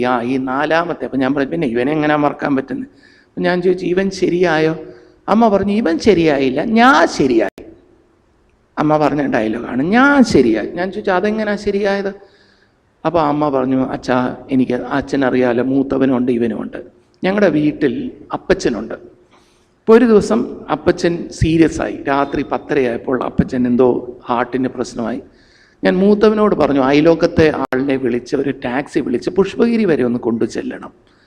ഈ ചെറുക്കൻ അനങ്ങിയില്ല, മൂത്തവൻ. എന്നാൽ ഇളയവൻ, ഈ കുരുത്തം കെട്ടവൻ, അവൻ ഓടി അടുത്ത വീട്ടിൽ ചെന്ന് അച്ചായനെ പൊക്കി കാറുമെടുത്ത് ഈ അപ്പച്ചനെയും കൊണ്ട് അമ്മയും അപ്പച്ചനോട് പുഷ്പഗിരി ചെന്നു. SC കവല അവിടെ എങ്ങാണ്ട് വന്നപ്പോൾ ഈ അമ്മ പറഞ്ഞു എനിക്കും നെഞ്ചുവേദന തുടങ്ങി. അടുത്ത ദിവസം 2നെയും കൂടെ ഹോസ്പിറ്റലാണ്. രാവിലെ അമ്മ കണ്ണു തുറന്നപ്പോൾ ഇളയ ചെറുക്കൻ അമ്മയുടെ അടുത്തിരിപ്പുണ്ട്. അമ്മ പറഞ്ഞു എടാ ഞാനെങ്ങനെ ഇവിടെ വന്നു? പറഞ്ഞു അമ്മ ഇങ്ങനെ യാത്ര ചെയ്തപ്പോൾ അമ്മയ്ക്കും എന്തോ പ്രയാസമുണ്ടായി, അമ്മയും ഇവിടെ അഡ്മിറ്റായി, അപ്പച്ചൻ ICUയിലുണ്ട്. അപ്പോൾ എനിക്കൊന്ന് കാണണമെന്ന് അമ്മ പറഞ്ഞപ്പോൾ ഈ ചെറുക്കൻ പറഞ്ഞു ഞാൻ പോയി നേഴ്സിനോട് ചോദിച്ചു, അപ്പച്ചൻ ഇപ്പം സ്റ്റേബിളാണ്, അമ്മ വിഷമിക്കണ്ട. അപ്പോൾ ഈ അമ്മ വിഷമിച്ചു, എടാ നിനക്കിപ്പോൾ സ്കൂളിൽ പോയില്ലല്ലോ. അപ്പം ഇവൻ പറഞ്ഞു അല്ലെങ്കിലും പോയിട്ട് കൊണ്ട് വലിയ കാര്യമൊന്നുമില്ല, അമ്മയ്ക്ക് പരാതിയേ ഉള്ളല്ലോ, ഞാൻ എന്നാലും ഇവിടെ ഇരിക്കാം. ഈ അമ്മ പറഞ്ഞു ഒരാഴ്ച എൻ്റെ കൂടെ ഈ പയ്യൻ ഇരുന്നു, എന്നെ നോക്കി. മൂത്തവൻ അനങ്ങിയില്ല കേട്ടോ, അമ്മ ഹോസ്പിറ്റലാണ്, അവൻ അനങ്ങിയില്ല. എന്നാൽ ഒരാഴ്ച കഴിഞ്ഞപ്പോൾ അപ്പച്ചൻ മരിച്ചുപോയി. ഈ അമ്മ പറഞ്ഞു അപ്പച്ചൻ്റെ ശവശരീരം ഞങ്ങൾ ഇവിടുത്തുകാരല്ല, അങ്ങ് റാന്നി സൈഡിലെ ഒരു പള്ളിക്കാരാണ്, അടക്കാൻ അവിടെ കൊണ്ടുപോയി. അടക്കാൻ കൊണ്ടുപോകുമ്പോൾ ഈ പള്ളിയിലെ ശവക്കോട്ട അല്പം ദൂരെയാണ്. പള്ളിയിൽ നിന്ന് ആരാധന കഴിഞ്ഞ് അപ്പച്ചൻ്റെ ശവശരീരം എടുത്ത് ശവക്കോട്ടയിൽ ചെന്നപ്പോൾ മൂത്തവൻ പറഞ്ഞു അമ്മ എനിക്ക് അവിടം വരെ വരാനൊന്നും വയ്യ, അമ്മ പോയി അടക്കിയിട്ട് വാ, ഞാനിവിടെ നിൽക്കാം. ഇളയ ചെറുക്കൻ അമ്മയോട് പറഞ്ഞു അമ്മ ഞാൻ കൂടെ ഉണ്ട്, വരാൻ പറഞ്ഞു. പ്രത്യേകിച്ച് ഇതൊരു ഇറക്കമാണ്, കയറ്റമാണ്. ഈ അമ്മ ശ്രദ്ധിച്ചു. ഇറങ്ങുന്ന സമയത്ത് ഇളയവൻ അമ്മയുടെ കൈ പിടിച്ച് കല്ലറയിൽ കൊണ്ടുപോയി ശവസംസ്കാര ശുശ്രൂഷ കഴിഞ്ഞപ്പോൾ തിരിച്ച് അമ്മയുടെ കൈ പിടിച്ച് മേളിലോട്ട് കയറ്റിക്കൊണ്ട് വന്നിട്ട് ഈ ചെറുക്കൻ അമ്മയോട് പറഞ്ഞു പെരിയെ നടന്നോണേ, വീടല്ലേ. അപ്പോൾ ഈ കയറ്റത്തിൽ അമ്മ പറഞ്ഞു അപ്പോഴാണ് എനിക്കൊരു ബോധം വന്നത്, ഇവൻ മിടുക്കനല്ലെങ്കിൽ പോലും ഇവനൊരു മനുഷ്യത്വമുണ്ട്. എൻ്റെ ഇളയവൻ, മൂത്തവൻ ഭയങ്കര മിടുക്കനാണ്, പക്ഷെ ഒരു മനുഷ്യത്വവും ഇല്ല. അച്ഛാ അന്ന് മുതൽ ഞാൻ ഇളയ മകനെക്കുറിച്ചുള്ള പരാതി നിർത്തി. ഞാൻ അവനെ വഴക്കൊന്നും പറയാൻ പോകുന്നില്ല. പക്ഷെ അച്ഛൻ വിശ്വസിക്കാം, ഇപ്പോൾ അവൻ നന്നായി. ഒരു അമ്മയുടെ വാക്കാണ് കേട്ടോ. അവനോട് ഞാൻ പരാതി പറയാതെ വന്നപ്പോൾ അവൻ കുറച്ചുകൂടെ പഠിത്തത്തിലും സ്വഭാവത്തിലും മെച്ചപ്പെട്ടു. ഈ അമ്മയുടെ ഒരു ഭാഷയാണ്, മിടുക്കനല്ല പക്ഷെ മനുഷ്യത്വം ഇളയവനിലുണ്ട്. ഇതാണ് തോൽവി പറഞ്ഞാൽ മോനെ നിന്നെ കൊണ്ട് പറ്റുന്നത് ചെയ്യ്, നിനക്ക് പരാജയമുണ്ടെങ്കിൽ പോലും പപ്പായും മമ്മിയും നിന്റെ കൂടെ ഉണ്ട്. ഈ അപ്പൻ ചെയ്തത് അതാണ്. Freedom to explore, freedom to fail. 3, trusted his training. ഒരു പിതാവ് വീട്ടിൽ കൊടുത്ത ശിക്ഷണത്തിൽ അവൻ വിശ്വസിച്ചു. നിങ്ങൾ നിങ്ങളുടെ വീട്ടിൽ ശിക്ഷണം, ഞാൻ എൻ്റെ വീട്ടിൽ എൻ്റെ മക്കൾക്ക് ശിക്ഷണം കൊടുത്തിട്ടുണ്ട്. ഒരു പിതാവ് പറയുകയാണ്, ദൈവഭയത്തിൽ, ദൈവവിശ്വാസത്തിൽ, മൂല്യത്തിൽ അവനെ വളർത്തിയിട്ടുണ്ട്. എന്നാൽ ചിലയിടത്ത് ആ വിശ്വാസവും ആ ശിക്ഷണവും ചിലപ്പോൾ ഏക്കത്തില്ല. നിങ്ങൾ തന്നെ ചിലപ്പോൾ എൻ്റെ വിശ്വാസം, ഈ പള്ളിക്കാർ പറഞ്ഞു, അയ്യോ അപ്പനും അമ്മയും ഇത്രയും നല്ല മനുഷ്യർ, എങ്ങനെ അവർക്ക് ഇങ്ങനൊരു സന്തതി ജനിച്ചു അല്ലേ? ചിലരൊക്കെ പറഞ്ഞു കേട്ടിട്ടുണ്ട്. ആ തോമാച്ചനും ലീലാമ്മ ഇത്രയും നല്ല മനുഷ്യർ, പക്ഷെ ഉയ്യോ ആ ചെറുക്കൻ എന്തോ പറ്റി. ചില സമയത്ത് എത്ര നല്ല അപ്പനും അമ്മയും ആണെങ്കിൽ പോലും ആ ശിക്ഷണം ചില കുട്ടികൾ അത് ഉൾക്കൊള്ളുന്നില്ല. പക്ഷെ ഒരു കാര്യമുണ്ട് കേട്ടോ, നിങ്ങൾ ശിക്ഷണം ശരിയായിട്ട് വിതച്ചിട്ടുണ്ടെങ്കിൽ ഒരു ദിവസം തീർച്ചയായിട്ടും നിങ്ങൾ ഫലം കൊയ്യും കേട്ടോ. Don't worry. നിങ്ങൾ ശരിയായിട്ട് ശിക്ഷണം കൊടുത്തിട്ടുണ്ടോ, വിശ്വാസം നിങ്ങളുടെ മക്കൾക്ക് കൊടുത്തിട്ടുണ്ടോ, ചില സമയത്ത് അത് ഉടനെ ചിലപ്പം ഫ്രൂട്ട് ലഭിക്കുകയില്ല, ഉടനെ ഫലം ലഭിക്കുകയില്ല. But you will surely reap fruits. Just പ്രേ. നിങ്ങൾ നിങ്ങളുടെ മക്കളെ ഓർത്ത് ഒന്ന് പ്രാർത്ഥിച്ചാൽ മതി കേട്ടോ. അവരെ കുറ്റപ്പെടുത്തുന്നേക്കാൾ കൂടുതൽ നിങ്ങൾ കൊടുത്തിരിക്കുന്ന ശിക്ഷണത്തെക്കുറിച്ച്, നിങ്ങളുടെ ശിക്ഷണത്തെക്കുറിച്ച് നിങ്ങൾ ഒന്ന് പ്രാർത്ഥിക്കണം. അതുകൊണ്ട് തീർച്ചയായിട്ടും എൻ്റെ വിശ്വാസം അത് നിങ്ങൾക്ക് നല്ല രീതിയിൽ മുന്നോട്ട് പോകാൻ നിങ്ങളെക്കൊണ്ട് സാധിക്കും കേട്ടോ. അത് എപ്പോഴും ഓർത്തോണം. നമ്മൾ നമ്മുടേതായിട്ടുള്ള ജോലി നമ്മൾ ചെയ്തു, നമ്മുടെ ഉത്തരവാദിത്തങ്ങൾ നമ്മൾ ചെയ്തു. ആ ശിക്ഷണം മക്കൾക്ക് കൊടുത്തിട്ടുണ്ടെങ്കിൽ തീർച്ചയായിട്ടും ദൈവം പ്രവർത്തിക്കും. കാരണം ഈ അഗസ്റ്റിൻ പറഞ്ഞ പോലെ തന്നെ, until I connect with God my life is meaningless. ജീവിതത്തിൽ എപ്പോഴെങ്കിലും നിങ്ങൾ കൊടുത്ത ശിക്ഷണത്തിനും നിങ്ങൾ കൊടുത്ത മൂല്യങ്ങൾക്കും ഫലം കിട്ടും. ഇപ്പോൾ കിട്ടുന്നില്ലെങ്കിൽ നിരാശപ്പെടരുത്. അവർക്ക് വേണ്ടി പ്രാർത്ഥിപ്പീൻ കേട്ടോ. തീർച്ചയായിട്ടും ആ ശിക്ഷണത്തിൻ്റെ ഫലം കിട്ടും. അപ്പോൾ ഒന്ന് ഞാൻ പറഞ്ഞു, പിതാവിൻ്റെ വീക്ഷണം, the freedom to explore. 2, the freedom to fail. 3, trusted his training given in the home. 3. 4, help the child to face crisis in life. ജീവിതത്തിൽ സംഘർഷങ്ങളെ നേരിടുവാൻ പിതാവ് പഠിപ്പിച്ചു. ജീവിതത്തിൽ സംഘർഷങ്ങളെ നേരിടുവാൻ പിതാവ് പഠിപ്പിച്ചു. ഇന്ന് പിള്ളേരെ സംബന്ധിച്ചോളം ഏറ്റവും വലിയൊരു പ്രയാസം അതാണ്. അവരുടെ ലൈഫിൽ ഒരു സംഘർഷം വന്നാൽ എങ്ങനെ നേരിടണം. ഒരു പെൺകുട്ടി, ഇന്ന് പെൺകുട്ടികൾ അനുഭവിക്കുന്ന സംഘർഷങ്ങൾ എത്ര ഉണ്ട്? അവരെ ശക്തരാക്കിയിട്ടുണ്ടോ? ഒരു ആൺകുട്ടി അനുഭവിക്കുന്ന സംഘർഷങ്ങൾ, സ്കൂളിൽ അനുഭവിക്കുന്ന സംഘർഷങ്ങൾ, അവരുടെ ജീവിത അനുഭവങ്ങൾ അറിഞ്ഞിട്ടുണ്ടോ? ഇന്ന് പലപ്പോഴും നമ്മൾ നമ്മുടെ മക്കളുടെ ഈ ലോകത്തിലേക്ക് നമ്മൾ ഇറങ്ങിച്ചെല്ലാറില്ല. We don't go into our children's world. അവരനുഭവിക്കുന്ന ക്രൈസിസ് എന്താണെന്ന് മനസ്സിലാക്കി ആ ക്രൈസിസിനെ ഫേസ് ചെയ്യുവാൻ അവരെ ഒന്ന് സജ്ജരാക്കിക്ക്. വൈദിക സെമിനാരിയിൽ പഠിപ്പിക്കുന്ന സമയത്ത് എനിക്ക് 2 മക്കളുണ്ട്, എൻ്റെ മകനും മകളും. അവരിപ്പോൾ പ്രായമായ. അന്ന് എൻ്റെ മകൻ, എനിക്ക് തോന്നുന്നു ഒരു 5ലോ 6ലോ പഠിക്കുന്ന ഒരു കുട്ടി, വൈകിട്ട് സ്കൂൾ കഴിഞ്ഞ് നേരെ വന്ന് എൻ്റെ മുന്നിൽ വന്നിട്ട് എന്നോട് പറഞ്ഞു, പപ്പ I need to talk to you, സംസാരിക്കാനുണ്ട്. ഞാൻ പറഞ്ഞു പറയുന്നതിന് മുമ്പ് പപ്പായുടെ വേറെ 2-3 കാര്യങ്ങൾ പറയാനുണ്ട്. എന്നോട് പറഞ്ഞു ആദ്യം, അപ്പം ഞാൻ TV കണ്ടുകൊണ്ടിരിക്കുക, ആ TV ഓഫ് ചെയ്യാൻ പറഞ്ഞു. ഓഫ് ചെയ്തിട്ട് എന്നോട് പറഞ്ഞു എന്നെ നോക്കാൻ. അപ്പോഴാണ് മനസ്സിലായി, സംസാരിക്കുമ്പോൾ ചെവി മാത്രം പോരാ, എന്തോ വേണം, കണ്ണൂടെ വേണം എന്നെ നോക്കാൻ. എന്നിട്ട് 2 അവൻ എന്നോട് പറഞ്ഞു, ഞാൻ പറയുന്ന മുഴുവൻ പപ്പ കേട്ടോണം കേട്ടോ. പിന്നെന്തോടാ, മുഴുവൻ കേട്ട ശേഷമേ ചൂടാകാവൂ കേട്ടോ, മുഴുവൻ കേട്ട ശേഷമേ ചൂടാകൂ. അപ്പോൾ മനസ്സിലായാലോ അച്ഛൻ്റെ സ്വഭാവം എങ്ങനെയാന്ന്. പകുതി വരുമ്പോഴേ പറയും മതി, എനിക്കറിയാം നീ എന്തുവാ പറയുന്നത്. ആ ചെറുപ്രായത്തിൽ അപ്പൻ്റെ സ്വഭാവം നല്ലതായിട്ട് അവൻ പഠിപ്പിച്ചിട്ട് എനിക്ക് ക്ലാസ് എടുക്കുക. സംസാരിക്കുമ്പോൾ എന്നെ നോക്കി നിന്നോണം, മുഴുവൻ പറയുന്ന കേട്ടോണം, അതിനുശേഷം വേണമെങ്കിൽ ചൂടായിക്കും. അപ്പോൾ ഞാൻ TV ഒക്കെ ഓഫാക്കി. അവൻ ബാഗ് താഴെ വെച്ചിട്ടില്ല കേട്ടോ, വന്ന വഴി നിൽക്കുക. ഞാൻ ചോദിച്ചു എന്തുവാടാ പ്രശ്നം? 6ാം ക്ലാസ്സിലെ ചെറുക്കൻ എന്നോട് പറയുക, ഇന്ന് ബാസ്കറ്റ് ബോളിൻ്റെ സെലക്ഷൻ ഉണ്ടായിരുന്നു സ്കൂളിൽ, എനിക്ക് കിട്ടിയില്ല. അവൻ്റെ ഹൈറ്റ് തന്നെ 5 പോലും ഇല്ല കേട്ടോ അന്ന്. ഇപ്പം നല്ല ഹൈറ്റുണ്ട്. അപ്പം ഞാൻ ഉടനെ ചിരിക്കാൻ തുടങ്ങി. 5ാം ക്ലാസ്സിൽ നിനക്ക് ബാസ്കറ്റ് ബോളിൽ സ്കൂളിൻ്റെ സെലക്ഷൻ കിട്ടിയില്ലെന്ന് പറഞ്ഞു. പക്ഷെ നോക്കിയപ്പോഴത്തേക്ക് അവൻ്റെ കണ്ണ് നിറഞ്ഞിരിപ്പുണ്ട്. കരയുന്നില്ല കേട്ടോ. അപ്പോഴാണ് മനസ്സിലായി അപ്പനെ സംബന്ധിച്ചോളം ബാസ്കറ്റ് ബോളിൻ്റെ സെലക്ഷൻ കിട്ടിയില്ലെങ്കിൽ very okay Yar, it's okay. പക്ഷെ 5ാം ക്ലാസ്സിലെ അവനെ സംബന്ധിച്ചോളം ഇറ്റ് വാസ് എ പെയിൻ. ഞാൻ ഇന്നും എൻ്റെ പിള്ളേരോട് പറഞ്ഞു, എൻ്റെ പിള്ളേർ കരഞ്ഞു കഴിഞ്ഞാൽ ഞാൻ തകർന്നു പോകും. എനിക്ക് ഐ കനോട്ട് ടോളറേറ്റ് ടിയേഴ്സ്. എൻ്റെ മക്കൾ കരഞ്ഞു കഴിഞ്ഞാൽ പിന്നെ എനിക്ക് നിയന്ത്രണം വിട്ടു. എനിക്ക് അത് മാത്രം, വേറെ എന്തും എനിക്ക് ഫേസ് ചെയ്യാം. ഇവൻ ഈ കരയുന്നത് കണ്ടപ്പോഴത്തേക്ക് മനസ്സിലായി, ദൈവമേ അവനെ സംബന്ധിച്ചോളം ഭയം. പിന്നെ ഞാൻ അവനോട് പറഞ്ഞു, വിഷമിക്കേണ്ടാടാ, വിൽ ഡു ഇറ്റ്. പിന്നെ അവൻ 7ാം ക്ലാസ്സിലായപ്പോൾ ആ സ്കൂൾ ടീമിൽ കയറി. അതൊരു ഞാൻ പറഞ്ഞത്, അതുവരെ വളരെ ലാഘവത്തോടെ ഞാൻ എൻ്റെ മകൻ്റെ വികാരങ്ങൾ എടുത്തപ്പോൾ കണ്ണിലെ കണ്ണുനീരാണ് എൻ്റെ മനസ്സിൽ വന്നത്. അതും ആൺപിള്ളേർക്ക് കരയാൻ അനുവാദമുണ്ടോ?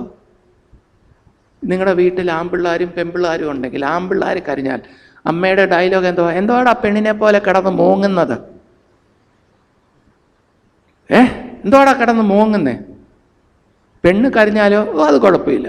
അതുകൊണ്ട് എന്താണ്, പിന്നെ വിവാഹം കഴിഞ്ഞ് എത്ര അടി കിട്ടിയാലും തൊഴി കിട്ടിയാലും അവൾ കരഞ്ഞുകൊണ്ട് വന്നാൽ അമ്മ പറയും കുറച്ചുകൂടെ അഡ്ജസ്റ്റ് ചെയ്യും, പറഞ്ഞാൽ കുറച്ചുകൂടെ കൊള്ളാന്. ചെറുക്കൻ കരഞ്ഞാൽ ഉയ്യോ അവൻ കരയല്ലേ. എന്തോ ഈ ആൺപിള്ളേർക്ക് കരയാൻ പറ്റത്തില്ലേ? ചില ആൺപിള്ളേരെ പഠിപ്പിച്ചിട്ടുണ്ട് കരയില്ലേ. പെൺപിള്ളേർ കോൺട്രാക്ട് എടുത്തിരിക്കുക പെൺപിള്ളേർ കരയാൻ. അനുമതി.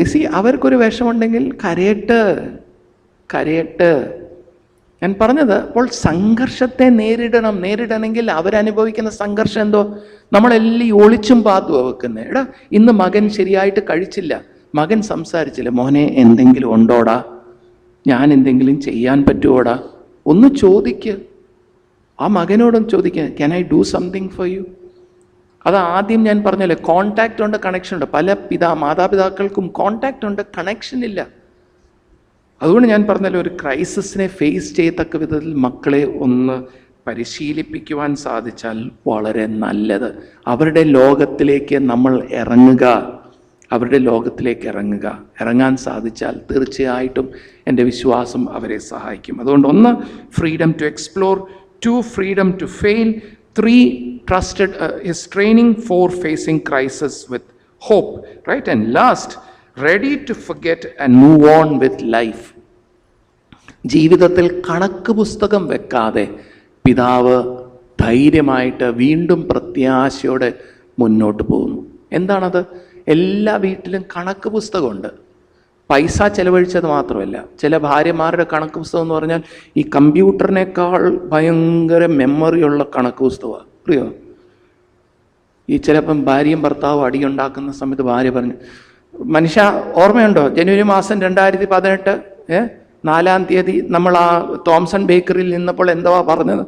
ഭർത്താവർക്കും തോംസൺ ബേക്കറിയിൽ ജനുവരി മാസം 4-ാം തീയതി. ഇത് ഓർത്ത് ഫെബ്രുവരി മാസം മാരാമൺ കൺവെൻഷനിലോട്ട് പോകുന്ന സമയത്ത് ബസ്സിലിരുന്ന സമയത്ത് മനുഷ്യൻ എന്നോട് എന്താ പറഞ്ഞതെന്നറിയോ?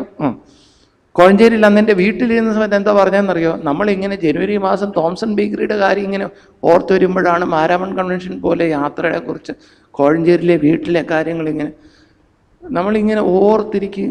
കാരണം ഇതെല്ലാം കണക്കാകട്ടോ, കണക്ക് ഇടയ്ക്കിടയ്ക്ക് ഇങ്ങനെ ഇറക്കും. പിള്ളേരുടെ അടുത്ത് 9 മാസം ചുമ്മിയതാടാ, എനിക്ക് വേണം, ഇത് കിട്ടണം, ഞാനിത് അനുഭവിക്കണം. Emotional black mailing. അമ്മമാർ ഭയങ്കര സ്മാർട്ടാണ് കേട്ടോ, സംസാരിക്കത്തില്ല.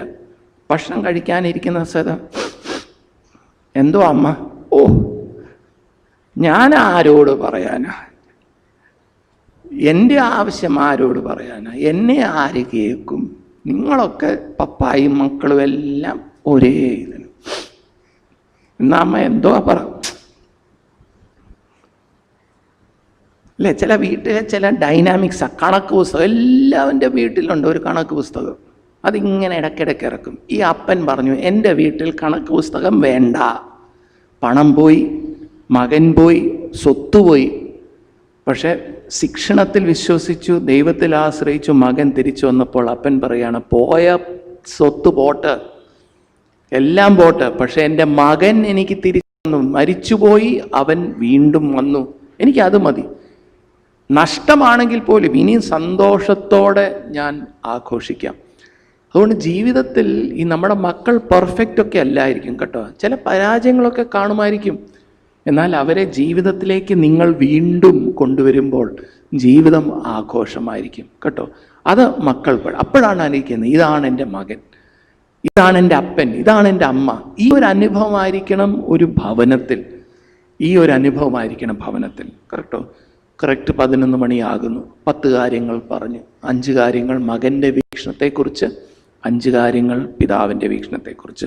ആ വീക്ഷണം ഇന്ന് നമ്മുടെ ഭവനങ്ങളിലുണ്ടോ എന്ന് ചിന്തിക്കുന്നല്ലാണ്. മകൻ്റെ 5 വീക്ഷണം: he had roles but did not take responsibility.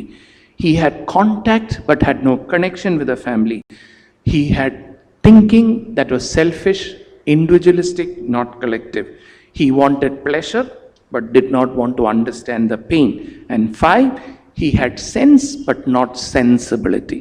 മകൻ്റെ വീക്ഷണം. എന്നാൽ പിതാവ് അവനെ കറക്റ്റ് ചെയ്തത് എങ്ങനെ? തെറ്റിപ്പോയ മകനെ കറക്റ്റ് ചെയ്തത് പിതാവിൻ്റെ വീക്ഷണത്തിൽ കൂടെയാണ്, പെർസ്പെക്റ്റീവ്സിൽ കൂടെയാണ്. എന്താണ് പിതാവിൻ്റെ പെർസ്പെക്റ്റീവ്? ഫ്രീഡം ടു എക്സ്പ്ലോർ, ജീവിതത്തെ ഒന്ന് അനുഭവിക്കുവാൻ, ഫ്രീഡം ടു എക്സ്പ്ലോർ കുട്ടി.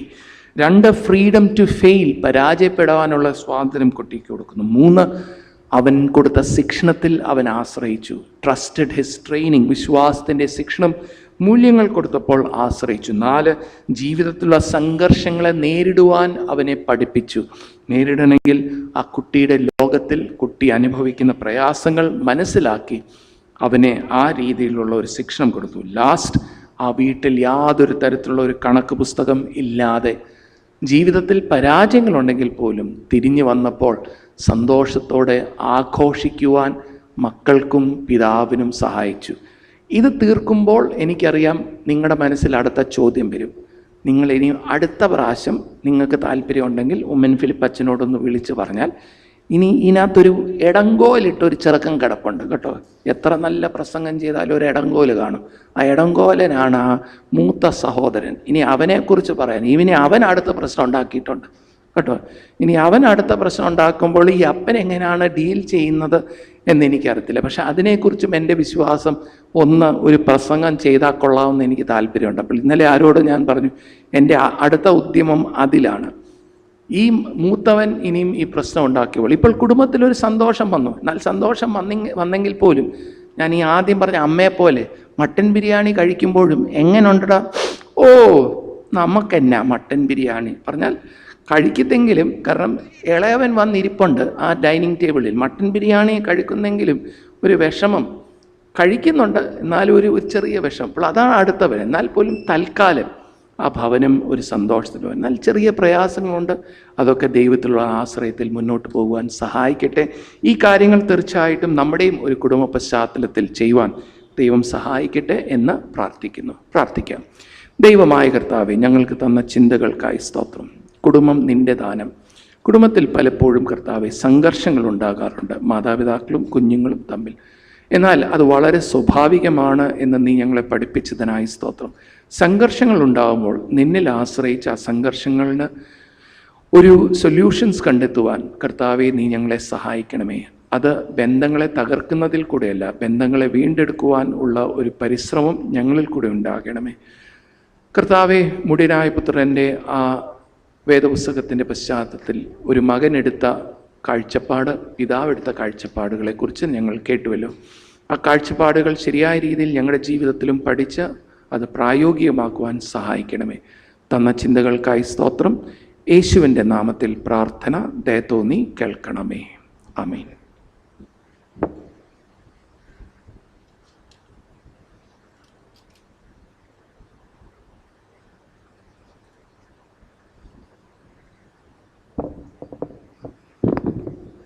തിരുമേശയിൽ സംബന്ധിക്കുവാനായിട്ട് ഒരുങ്ങി വന്നിട്ടുള്ളവരെ സ്ഥാനങ്ങൾ എഴുന്നേറ്റ് നിന്നുകൊണ്ട് കുംഭസാരത്തിൻ്റെ ഈ അപേക്ഷ സത്യ അനുതാപത്തോടുകൂടെ എൻ്റെ പിന്നാലെ ഏറ്റുവരാം.